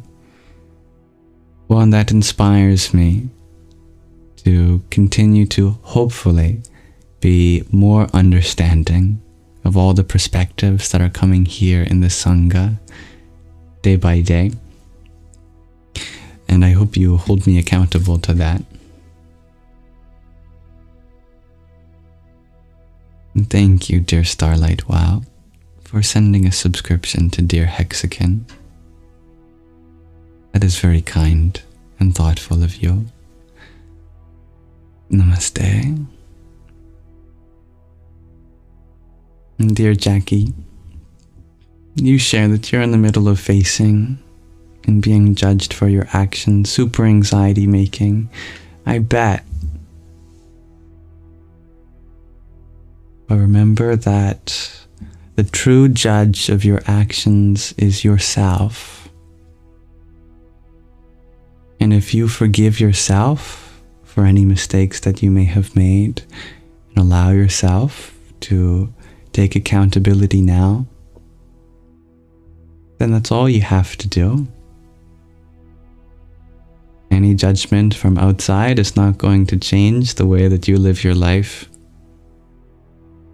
If you don't agree with it, you have to be kind to yourself and lift the judgment from your own mindset of how you should or shouldn't be.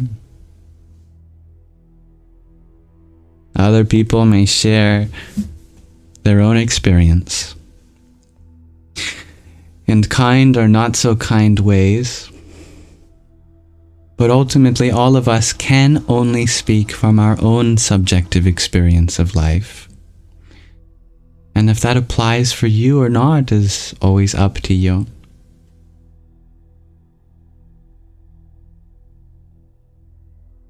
Oh, it's very kind, dear Purple. Can't wait to meet me in my next life. Well, why wait? There's lots of getting to know each other still in this one. But judging by G2 Infinity's reply, it's a quote from Edgar Allan Poe. How interesting, I didn't know that. And thank you, Photonic, for your finger heart. Dham Namaschandaraya.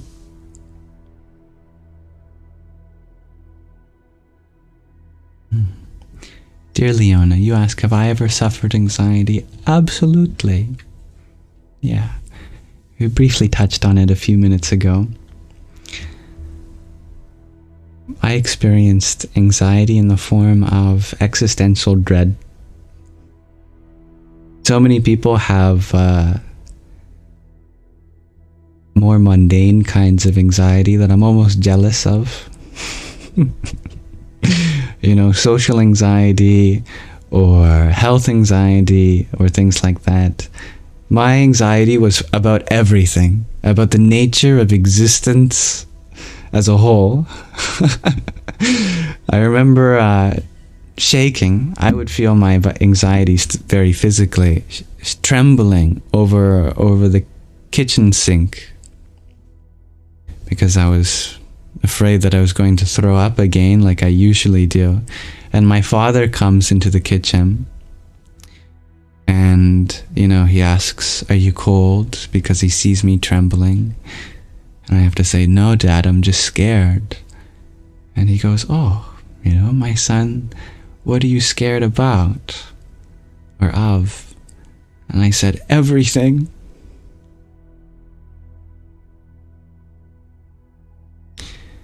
Truly, everything. There is an ingenuity of the human mind that often goes unacknowledged. That there's a way to find everything scary.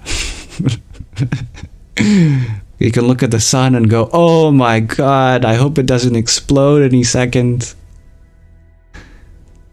But there's also a way of looking at anything and feeling gratitude for it.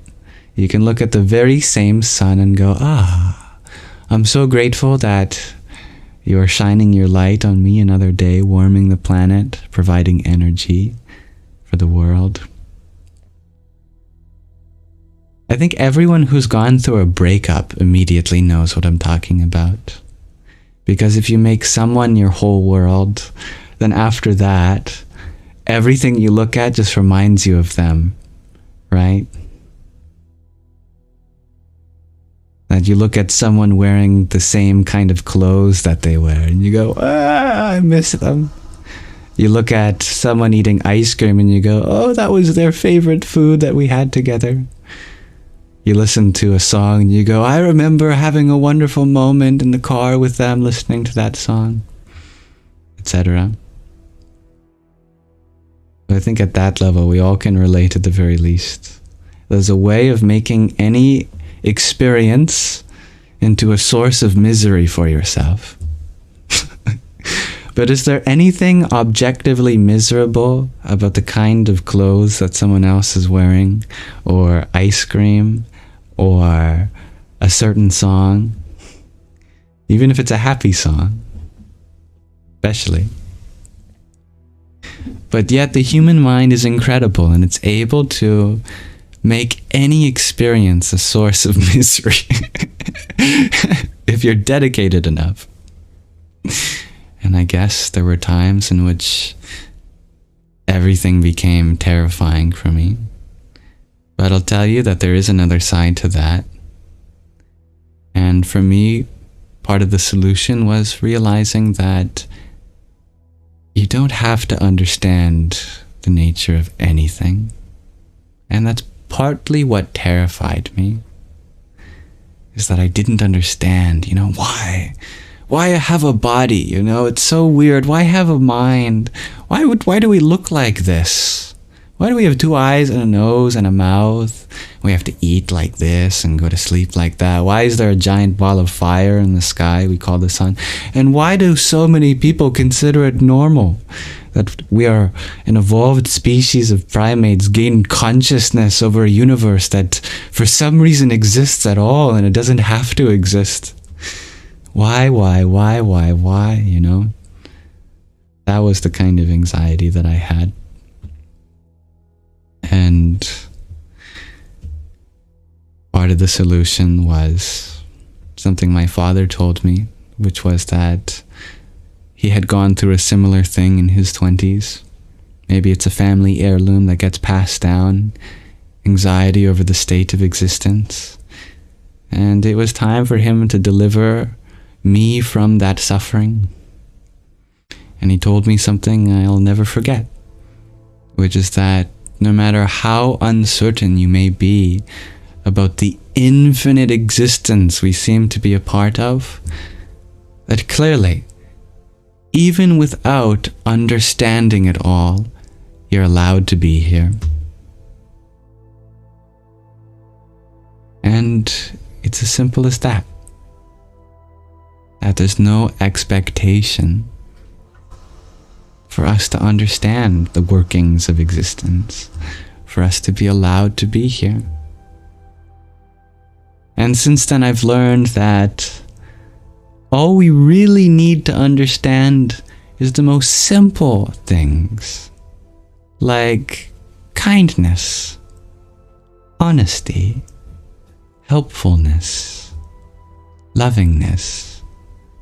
These things, they're so small and yet so big that if you just focus on these small things, the bigger picture resolves itself too.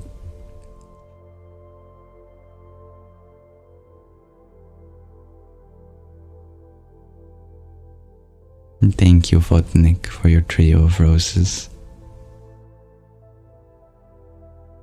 Om Dum Durgaye Namaha.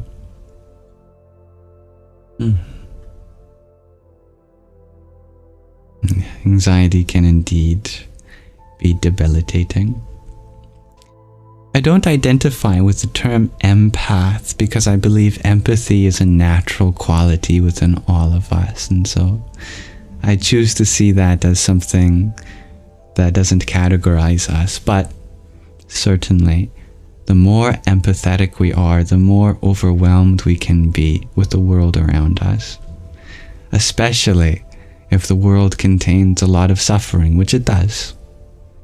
And there are people in our life that are going through a lot of hardship and might project that on the people around them too, and that's a possibility.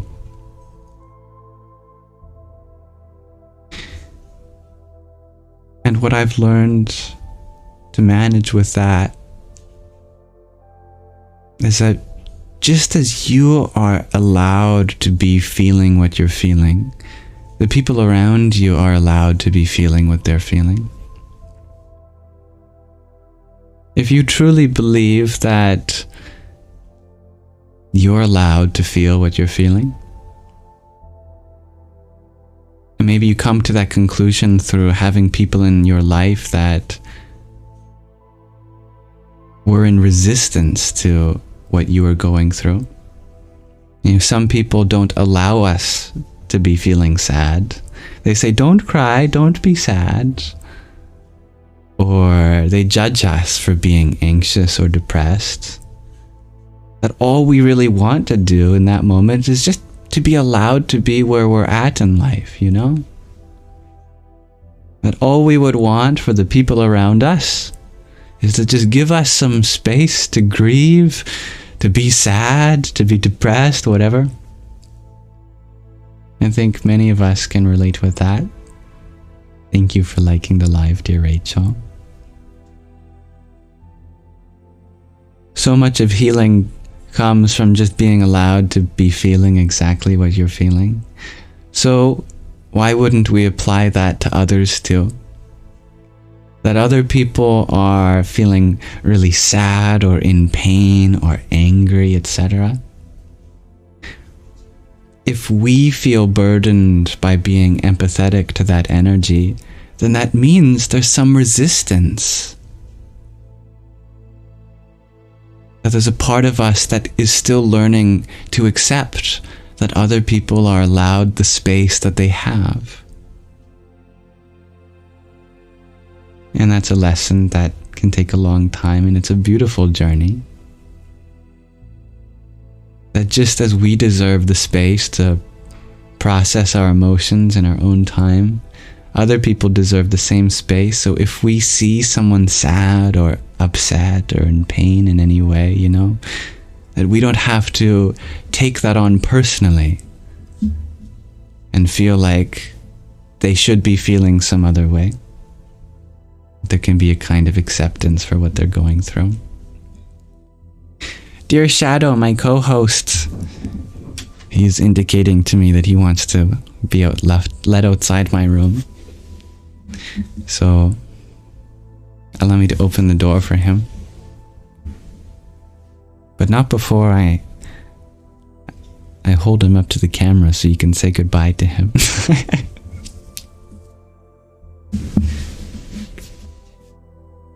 Dear Shadow, I will open the door for you. But first you have to say goodbye. Say goodbye. Goodbye.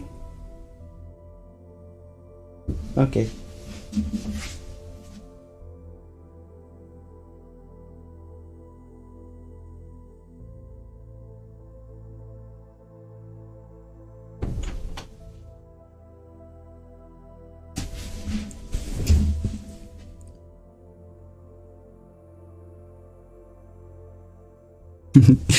He had a good nap next to us as we've been going through the live. Thank you, dear Lex, for the fast burst, finger, heart, and rose. Ready, ready.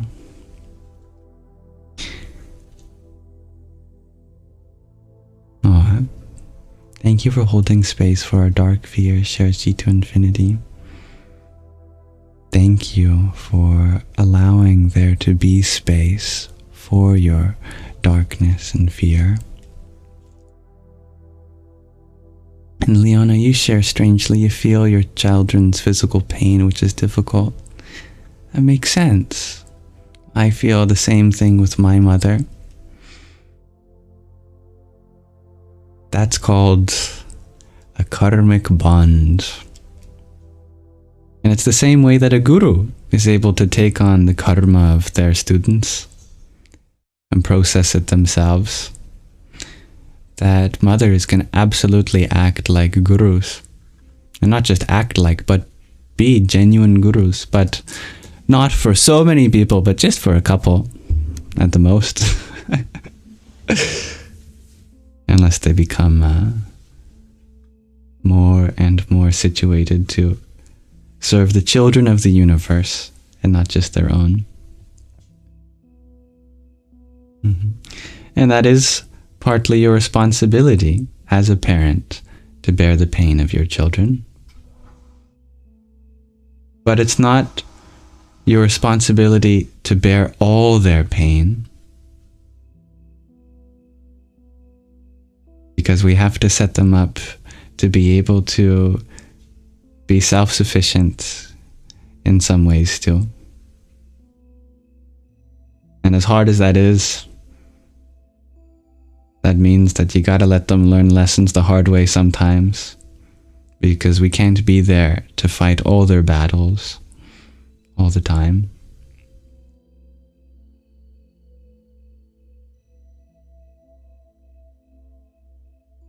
It's very appreciated, dear Lex. You hate fear, shares Jackie. I understand. However, I can tell you now that if you can befriend your fear, instead of making it an enemy, consider it as something that you could understand more closely, then I know your relationship with it will improve. If you want a relationship with anyone to improve, hating them is definitely not going to help. It's obvious at the human level, but it's not so obvious at our emotional level. If we hate our emotions, then how can we possibly gain healthier relationships with them? So in the same way that to gain a healthy relationship with another person, we have to set boundaries where they need to be and invite them into our life in other ways. So too, we have to set boundaries with our own emotions and invite them into our life in other ways too. There are times in which our emotions deserve to have boundaries be set. For example, have you heard the meme that you shouldn't trust your thoughts after 9 p.m.? Well, I don't know the exact date or the exact time.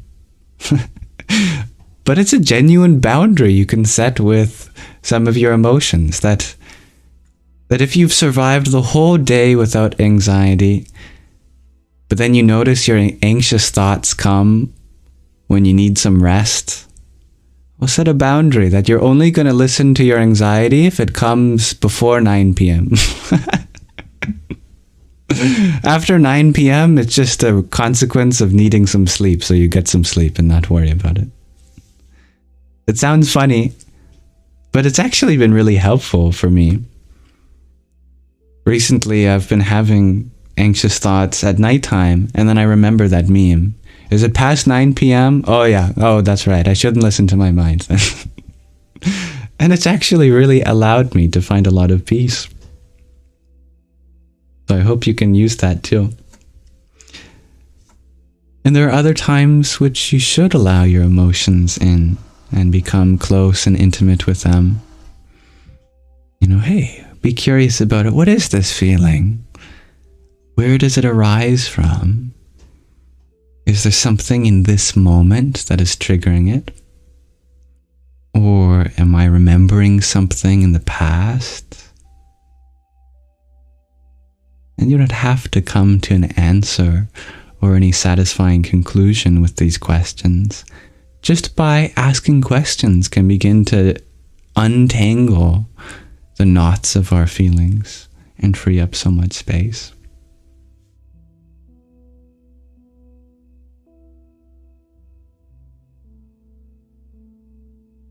And thank you, dear Hybrid Jen, for your rose.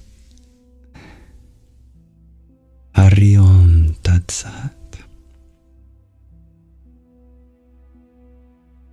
Dear Wanderlust Fairy, you share as an empath.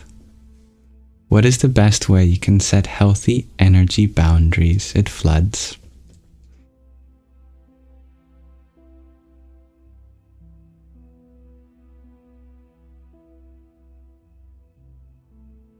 There is only one empath in the universe, and that's the divine. Our highest nature is that divinity itself. And that's applicable for all of us, because we all come from that same source, which is the abode of all empathic abilities. But we are all at various levels of opening up to that dimension. And those we may call empaths are the ones that have bravely opened up, probably because they had to, given a history of trauma, in which the emotional state, the energy of those around them, was what cued them to be able to express themselves or not, with some security that they wouldn't be invalidated.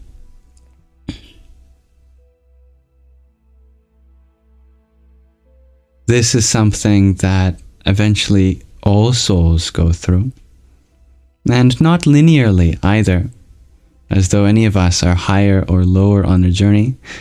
There are infinite different aspects of our soul being opened to, not necessarily one after the other in sequence, but in different times and different parts of everyone's journey.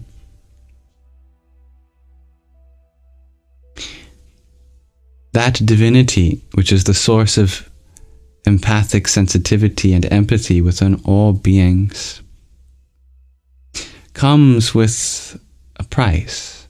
And the price is probably that we have to heal from the trauma that brought it out in us, because it doesn't come out of nowhere. All abilities are rewards, you could say, of having gone through a challenge and survived.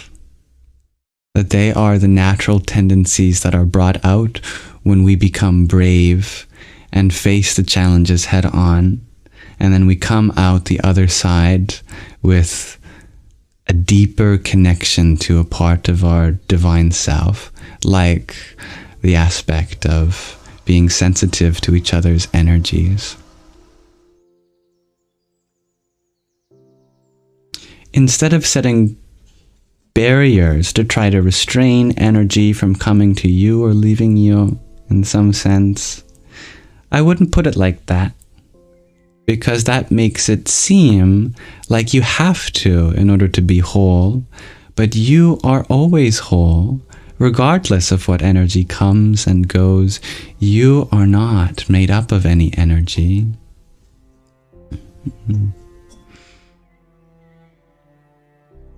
Boundaries is what you meant. I understand, dear Wanderlust.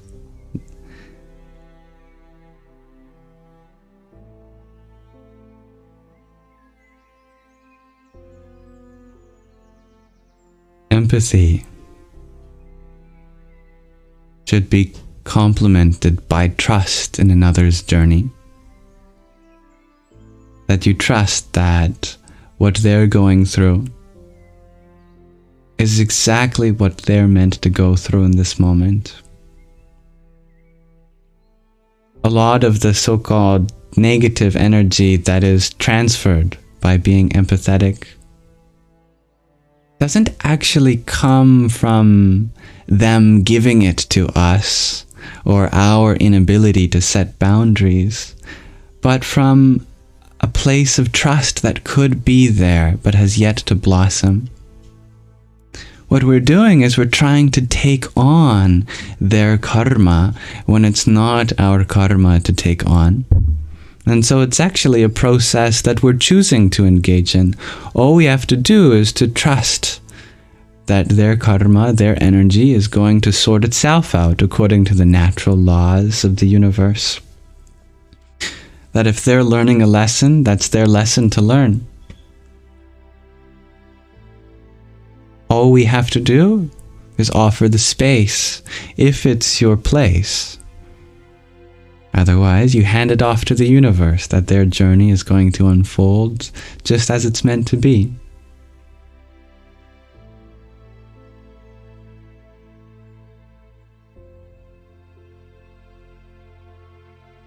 I guess this is all to say that you have to understand the reason why you're empathetic or have empathic abilities. It's not so that you take on other people's energies, but just so that you're able to understand them. That's all. So if you are able to understand what another is going through, then that is an aspect of the divine which is shining through you in that moment, and it is fulfilling its duty.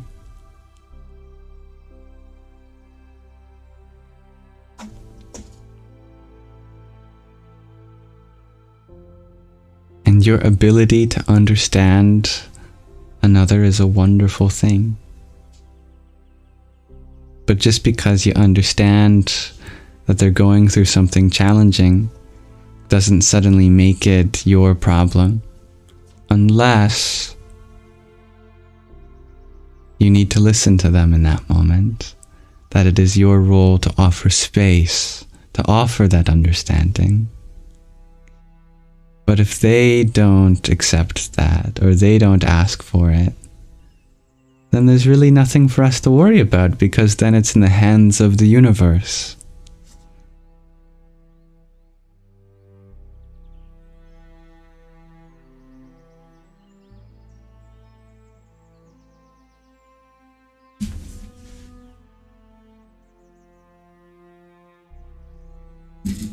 Thank you, dear Christopher, for your heart me.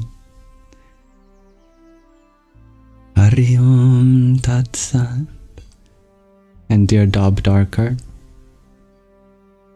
thank you for your heart me too. Radhe Radhe. I'm happy that resonates with you. To fulfill your role fully, truly, you don't have to take it on personally. Unless you want to, and the other person asks for some help. But even then, you're only able to help as much as you can. And they're only able to receive help as much as they can. And that limitation is not a sign that you are unsuccessful in being human. But that's the nature of what part you have to play in the story at that moment. You do your best according to the limitations that are decided for us, rather than trying to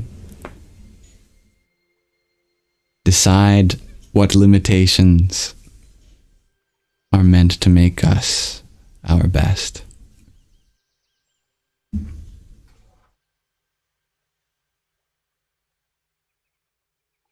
dear hybrid Jen, you share you were raised to never cry, never be weak, always have a chin up, always be strong, no one around.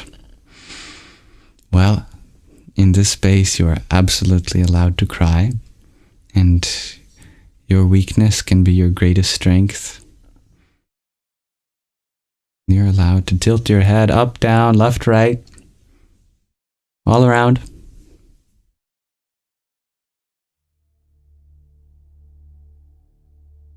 Thank you for understanding, dear Wanderlust Fairy.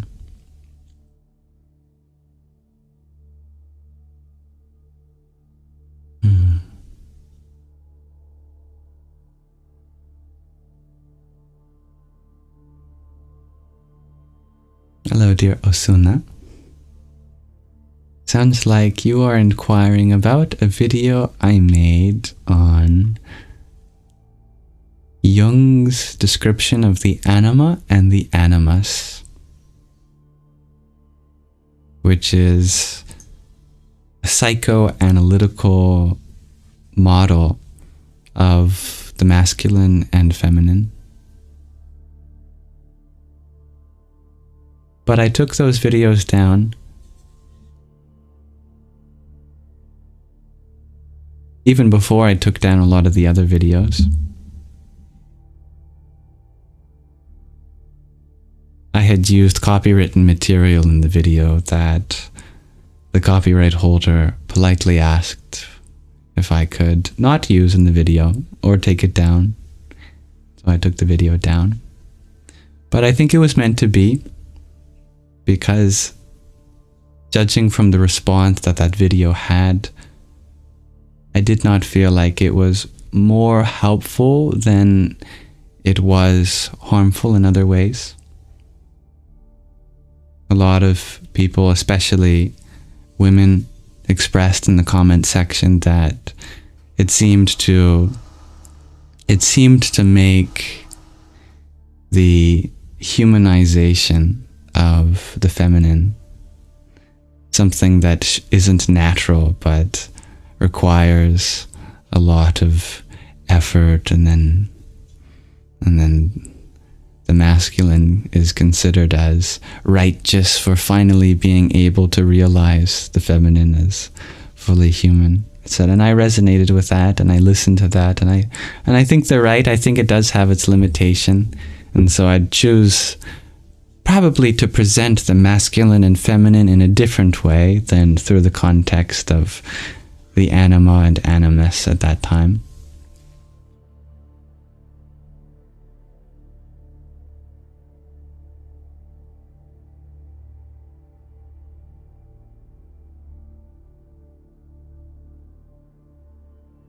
Dear Caleb, you ask, what started me on my spiritual journey?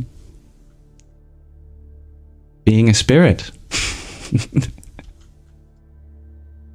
As we all are. Yeah. I think it's funny, the spiritual journey is something you're already on. Has no beginning. Has no end. But I know what you're asking about. Yes, I do know what you mean. Is at what point did you realize you were on it?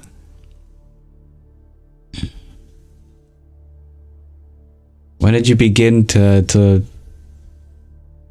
understand that you were on the spiritual path?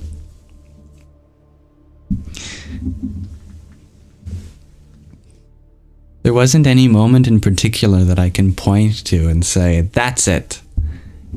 In fact, every day is filled with moments that continue to open me up to that realization, reality. But there are certainly many wonderful story-worthy moments that make for a great exposition. Like I could say, I was studying mathematics, and specifically a portion of mathematics called set theory. And the idea of set theory is that everything in the universe can be described in terms of sets.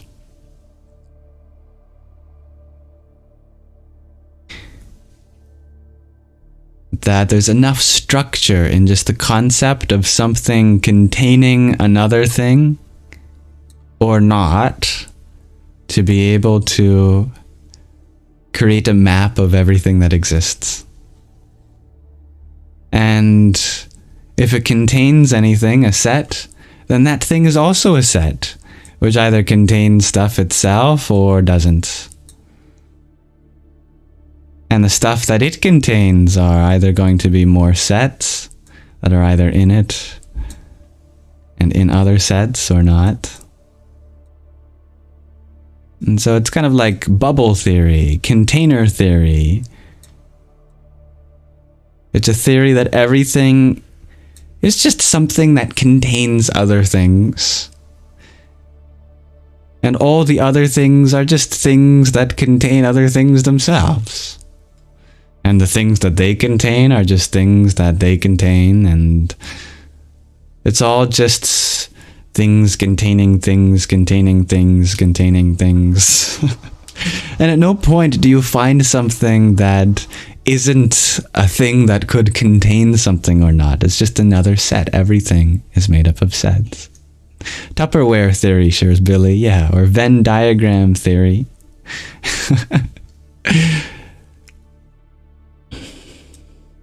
That what is a human? Well, a human is a set of different organs. What is an organ? Well, it's a set of cells. What is a cell? Well, it's a set of organelles. What's an organelle? Well, it's a set of molecules.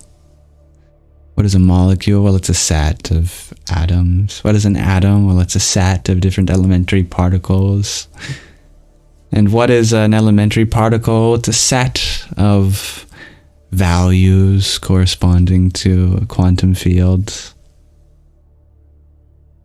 And what are those values made up of? Well, very subtle sets that are just almost too simple to describe the most basic concepts of things containing things or not. Anyway, the reason this has been a pivotal moment in my spiritual journey is because something really deeply resonated with the idea that it's all just kind of the same. Just the concept of something containing another thing. So that nothing exists separate from the relationship of content, the relationship of one thing containing another. There is only containment. There is only a semantic recognition of things, and everything inside that is another recognition. It's all awareness. Awareness all the way down. That each of these circles I've drawn, they could be atoms, they could be numbers, they could be people, and it's all just awareness. What is a container in the most abstract sense? Just an acknowledgement, a kind of awareness of the things that it contains. We draw the boundaries one way, but we could draw it in a completely different way. And that's why all of us seem to have such different lives, even though we're of the same nature, is we simply all draw the boundaries of where one thing begins and another thing ends differently. And there's no right way to draw the boundaries of these sets, but it's all just thing begins and another thing ends differently. And there's no right way to draw the boundaries of these sets, but it's all just. Now again, my eraser tool to erase the drawings on the screen is so powerful that it erased the live entirely, and it had to restart. So I hope it has restarted now.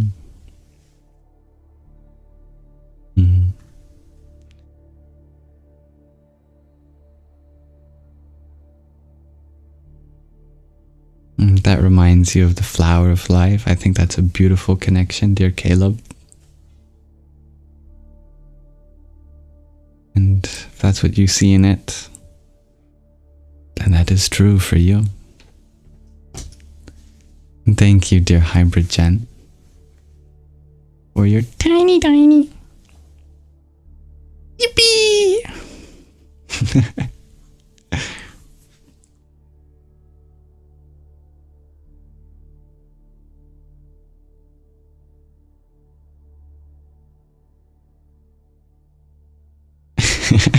It's funny, dear Purusha's mouth. Now, with a note on the time, it is getting late for me. I started my live late due to being a guest on a podcast earlier. But that means we'll have to probably end it relatively soon. So thank you all for being here. But we're not going to end abruptly. I would like to transition now to simply our final segment of our Sangha, Nididhyasana, which is dedicated to meditation. So I have a simple meditation planned before we end today's live stream to put into practice the themes that we've learned so far of acceptance and letting go and finding oneness within ourself, and to consolidate all of the other things that we've explored together in this journey today, as I imagine they will be naturally processed during a time dedicated to meditation. So in this final portion of the Sangha, we will be mostly focused on meditation, but answer a final Q&A perhaps.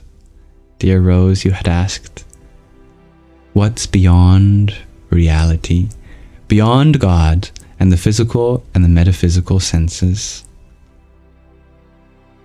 Now that is the reason for tomorrow, for the sun to rise again, and for a new day to be had, infinite expression, for us to continue learning the answer to that question forever together.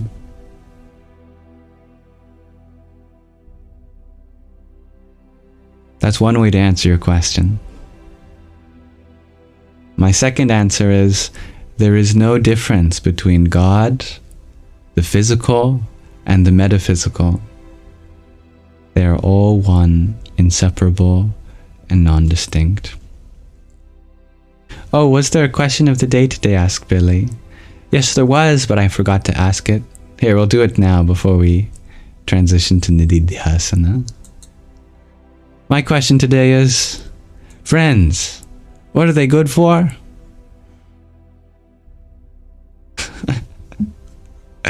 Sincere question. Suppose you're responding to an alien who's never heard of the concept of friendship. But if that were the case, I'd wonder how an alien was able to travel the stars without the concept of friendship ever arising. Or imagine you're a little child and you're explaining the concept of friendship to another child.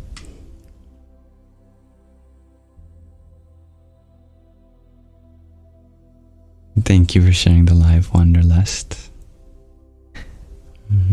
And hello, dear glass ghost.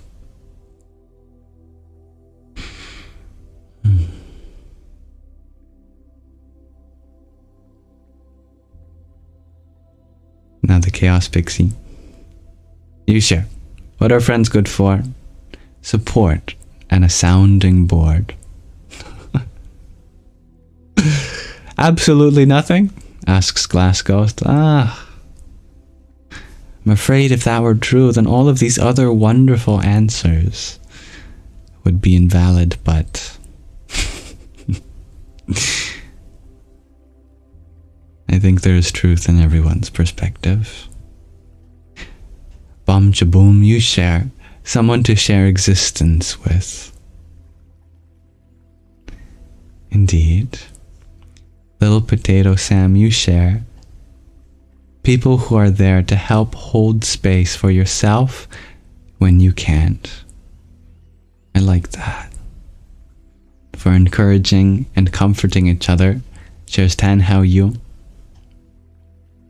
Billy, you share for fun, connection, support, and community. Indeed.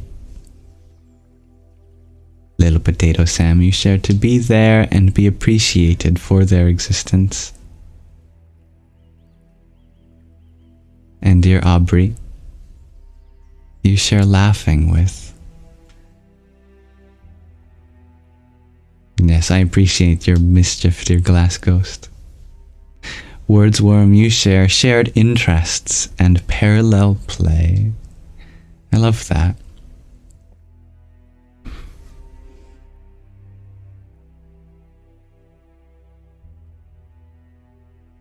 Dear Rai, you wonder, when will I do another opening chakras / levels of consciousness live stream next? This one. Whenever you are here. I set the intention of us to open our chakras and expand in our consciousness, whether we are directly referring to these energy centers or levels or not. May this be an energetic experience for you. But if you really like the last one, I hope to do similar ones. And you can see the recording that I post on my Yamsox Live YouTube channel. Dear Samurai, you share that friends are everyday therapists, and they're a lot cheaper. Well, depending on who your friends are, I guess. But instead of how many hundreds of dollars an hour, you can pay for them with hugs and handholds and sharing experiences of joy together and having their back as well.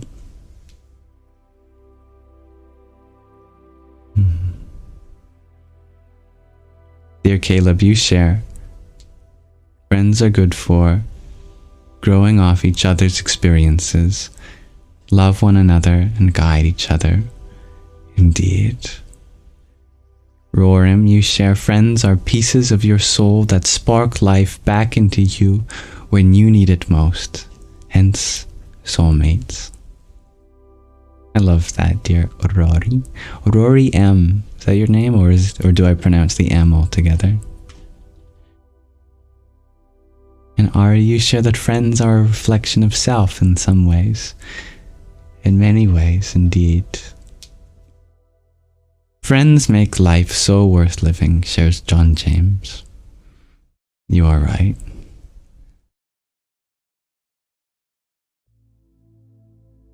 It sounds like G33 is experiencing the weight of having to carry the fact that a lot of people seem to be suffering and not as many people are helping as there could be. And I'm sorry that you have to feel like you bear that weight, dear G33. I hope you remember that it's okay that the world is the way it is. And everyone is doing as much as they can in this moment. And that includes you, and your ability to raise awareness for something important to you. But don't let that burden you. Remember that if there is peace to be made in this world, it always comes from within. And take care of your body and your mind. And you show others around you how to take care of themselves. And the less we take our roles so seriously, the more sincerely we engage in themes like play and love, which are not so heavy, but light and easy and simple. It's good that you empathize with the conflicts around the world which aren't getting enough attention as they should. But the best way to make a difference is not to call other people out for what they're doing wrong, but first to see the good in others, guide them to how they can help, and empower them in their journey, and then make the differences that we can in our own life.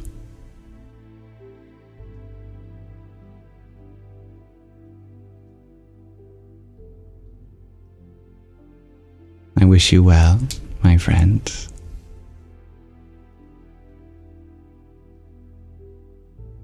Now back to the question of the day. Dear What the Foca, you share that friends are good for sharing love, knowledge, experiences, and vibes. And Shiza, you are wondering, a special someone came back in contact with you.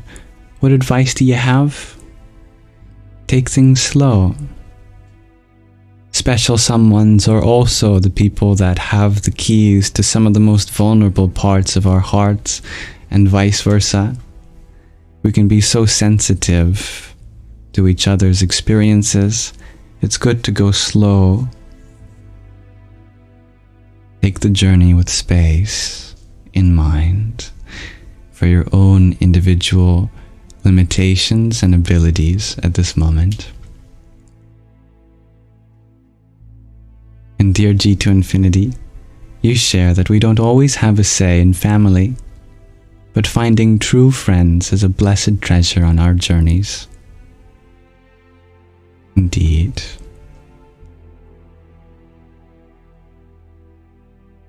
And thank you for your kind words, dear Alec, for everyone.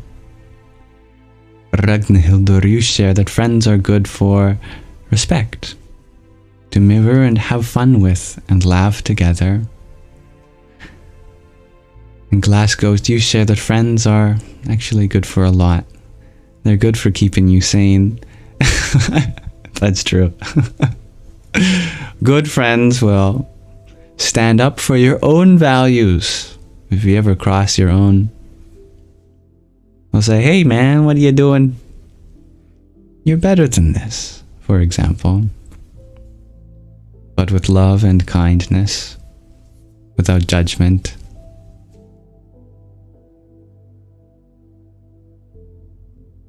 Caleb, you share to grow off each other's experiences and love another and guide each other and experience emotions. Anna, you share that they are good at making you miss them. Oh, it's very sweet and true. Aubrey, you share that friends can't hold your trauma, but they can sit with you while you go through what you need to. I love that. And Rory is fine. Thank you for letting me know, dear Rory. Faithful Being, you share that friends are like enemies, but good. Yeah. And sometimes we can make enemies out of our friends, and we can make friends out of our enemies. And thank you for seeing a friend in me and each other, dear Caleb.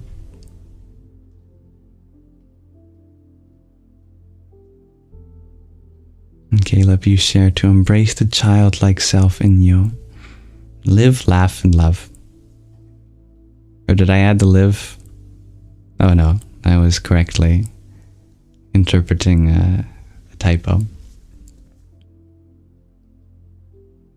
And hello, dear Ashley. Dear Jackie, you share that friends are for the lucky. I don't think you have to be too lucky.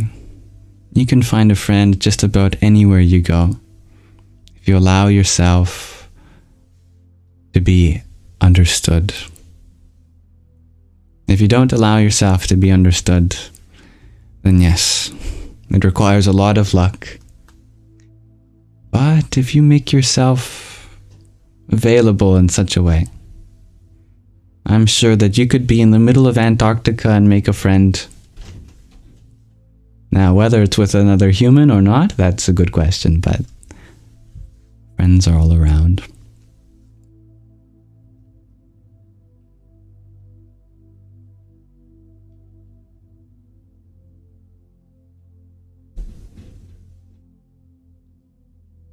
Now, on the subject of friends keeping you sane, Imminence, you ask if I'm calling you crazy.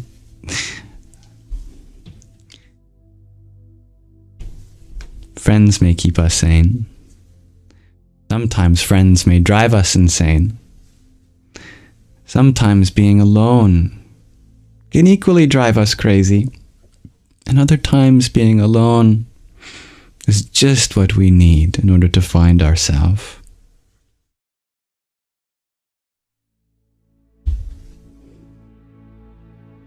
Thank you, 50/50 philosophy. Much love. Your cat is your friend, shares Jackie. I love that. And would love to be in Antarctica. I'm sure your cat might be too. So many birds. And guess what? These ones can't fly away if you chase them. Penguins.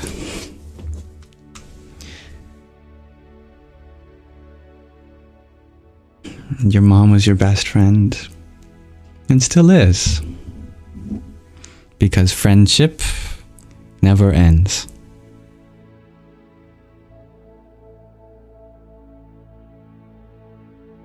And Rory, Rory, you share that you'd say friends are the chosen family that you adopt along the way. Brothers, sisters, and such. I love that. And the chickens are your friends too, shares the Chaos Pixie.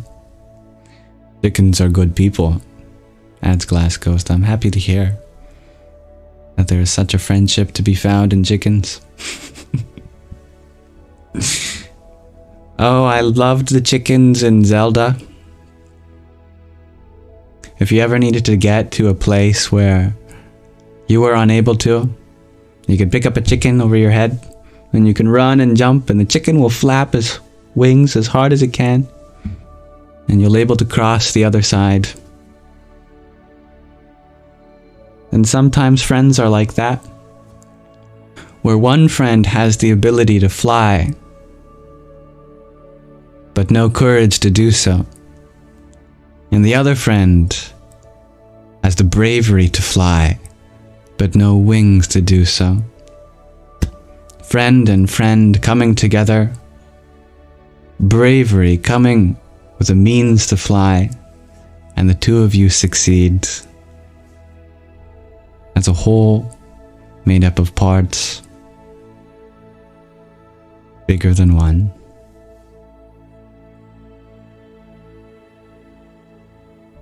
Now, dear faithful being, you share the real question is, am I your friend?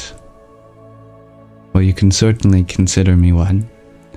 But whether I show up for your birthday party or have the time to wish all of you a good morning,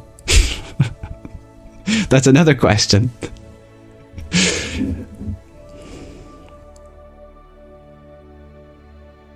I might not be able to be everyone's best friend, but in the ways that I can be there for you, I hope you do see that as a kind of friendship. And one that never expects anything from you in return. Only one in which I am able to offer what I can.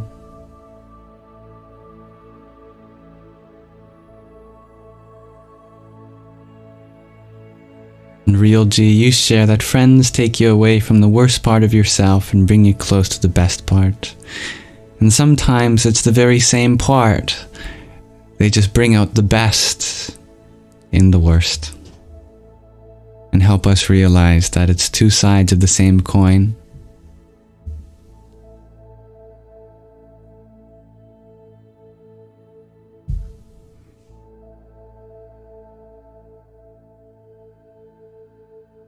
Well, thank you everyone for exploring this question of the day together. I'm so grateful to read such wise words from so many people, from so many different experiences. That is truly an honor. And I see value and truth in all of these comments.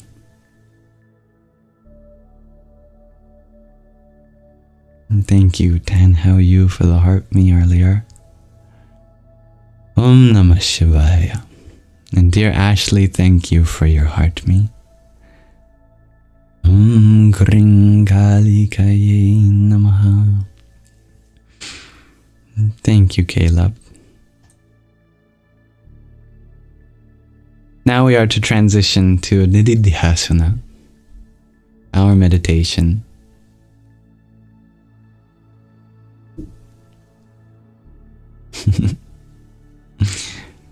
Well, thank you for adding to the diversity of people here, dear Babelfishy, and the beauty among us. You are all very sweet and touching. Thank you.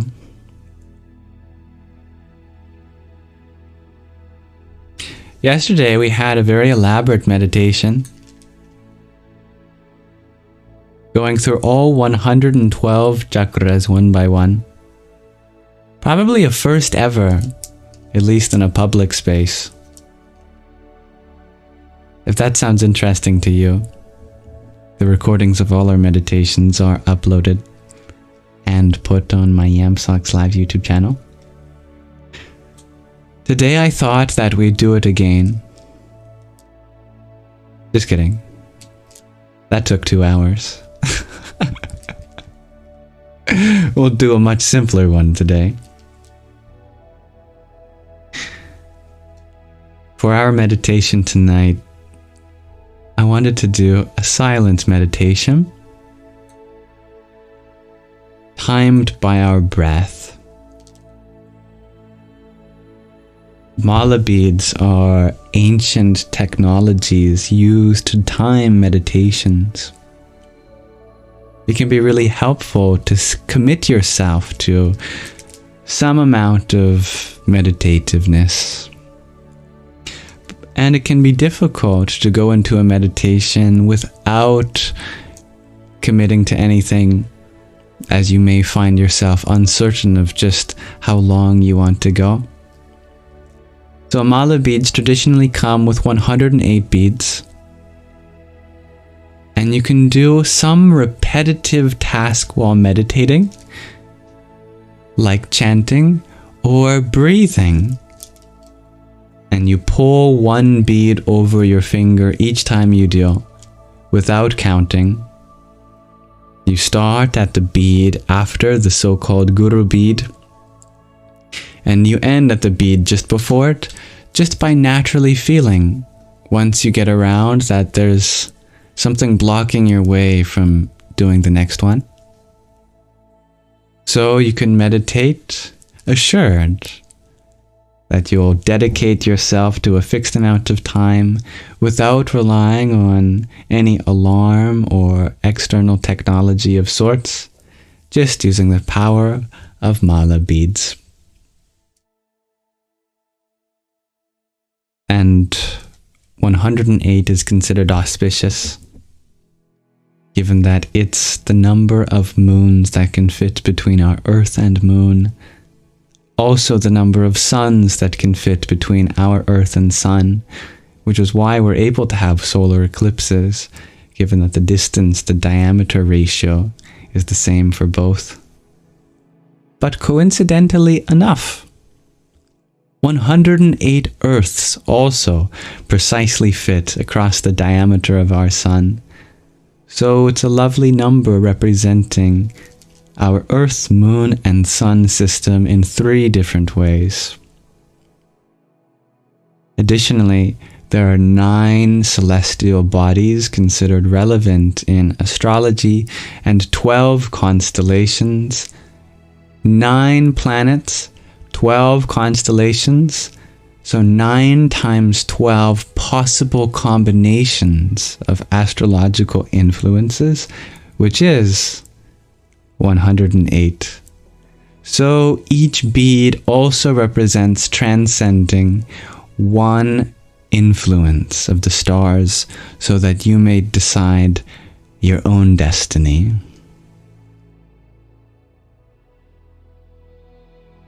I will do a hand gesture indicating the rising and falling of a breath. So if you choose to time these 108 breaths with me, you can do so. Otherwise, do it at your own speed, and if it happens to be 108 or more or less, it doesn't matter. We all breathe differently. I am simply going to use my breath in this mala. So without further ado, I'll begin now. Just focusing on the breath.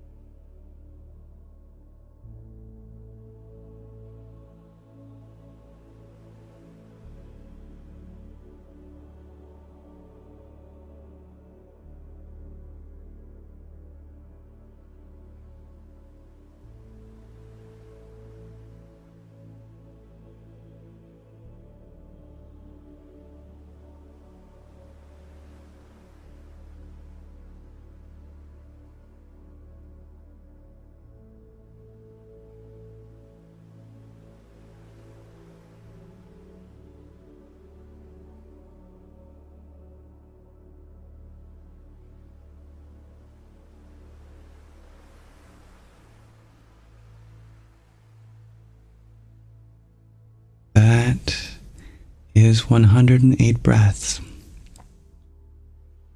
As far as I could manage. I may have skipped a beat or did one twice, but certainly within a scale of magnitude, the very least. Thank you for participating in this very simple, silent meditation on our breath. You may notice that if you engaged in that, you may find that your body has dropped into a state of stillness which might not have been so apparent before. Your breath rate might naturally be slower and smoother and calmer now. You may notice that your mind is a little calmer.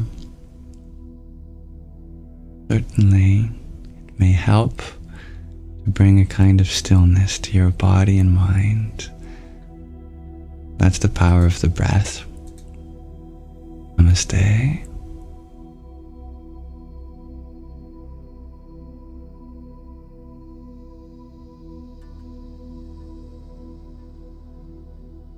And that'll conclude our live stream for today.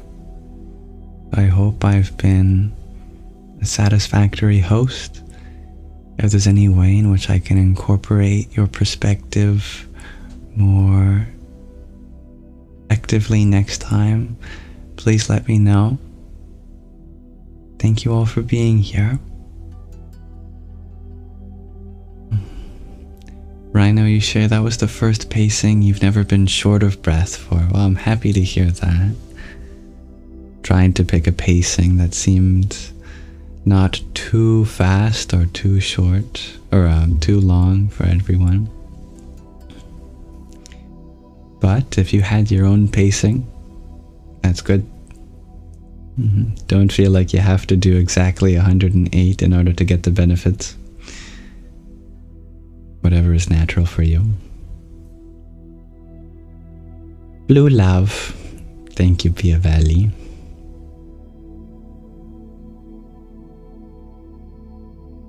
Did you remove an H from your name? I swear there used to be an H after the P, making it Fia Valley. Or am I imagining things? Is that the Mandela effect?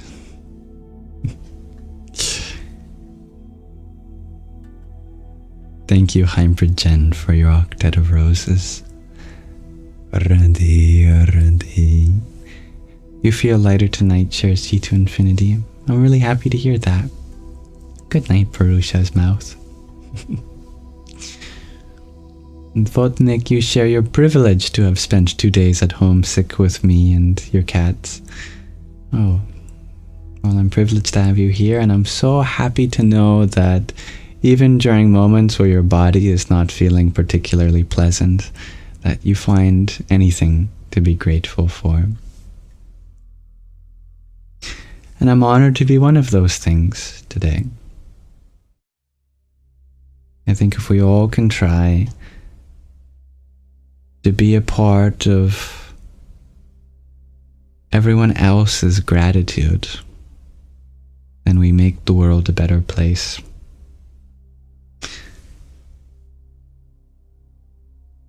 I'll be ending this live stream any minute, but before I do, allow me to offer this whole live stream to the divinity within you.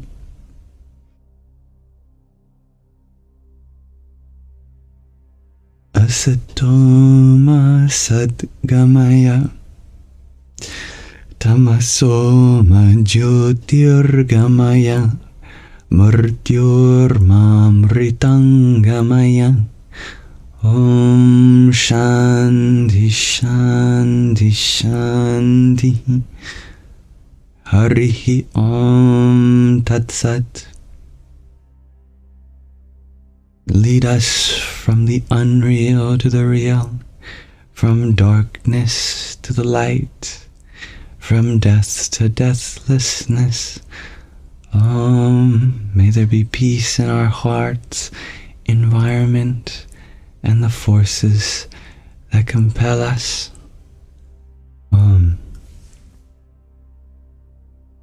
And if any part of this live stream was valuable to you, do know that it won't be lost to time, but uploaded on my Yamsox Lives YouTube channel. And the meditation and reading is also individually clipped out with playlists dedicated for those things there.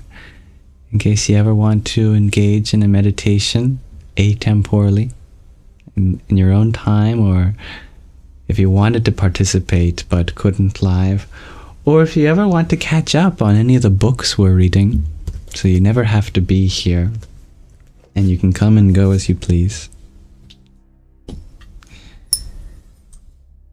Thank you to my lovely moderators who help make this a compassionate space, peaceful and understanding, with healthy boundaries to ensure that the sanctity is upheld. And it's not an easy job, I'm sure, being able to discern when and where to use moderation and when not to, but I really love the ability to continue to learn together on the best way forward, and that's inspiring. So not just me, but hopefully everyone. And good night, dear Anna. Now jump here.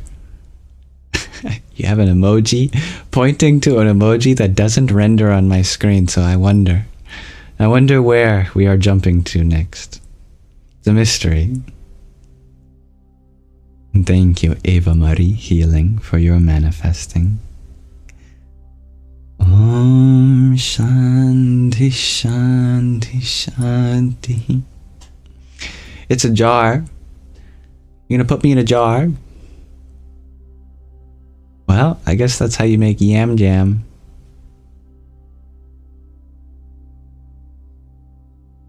Anyway, may you all have a wonderful rest of your afternoon, your evening, your morning, or your night. Whatever time it is for you, we all share the same moment. That moment, may you have a beautiful rest of. Namaste. Yam jam. Take care.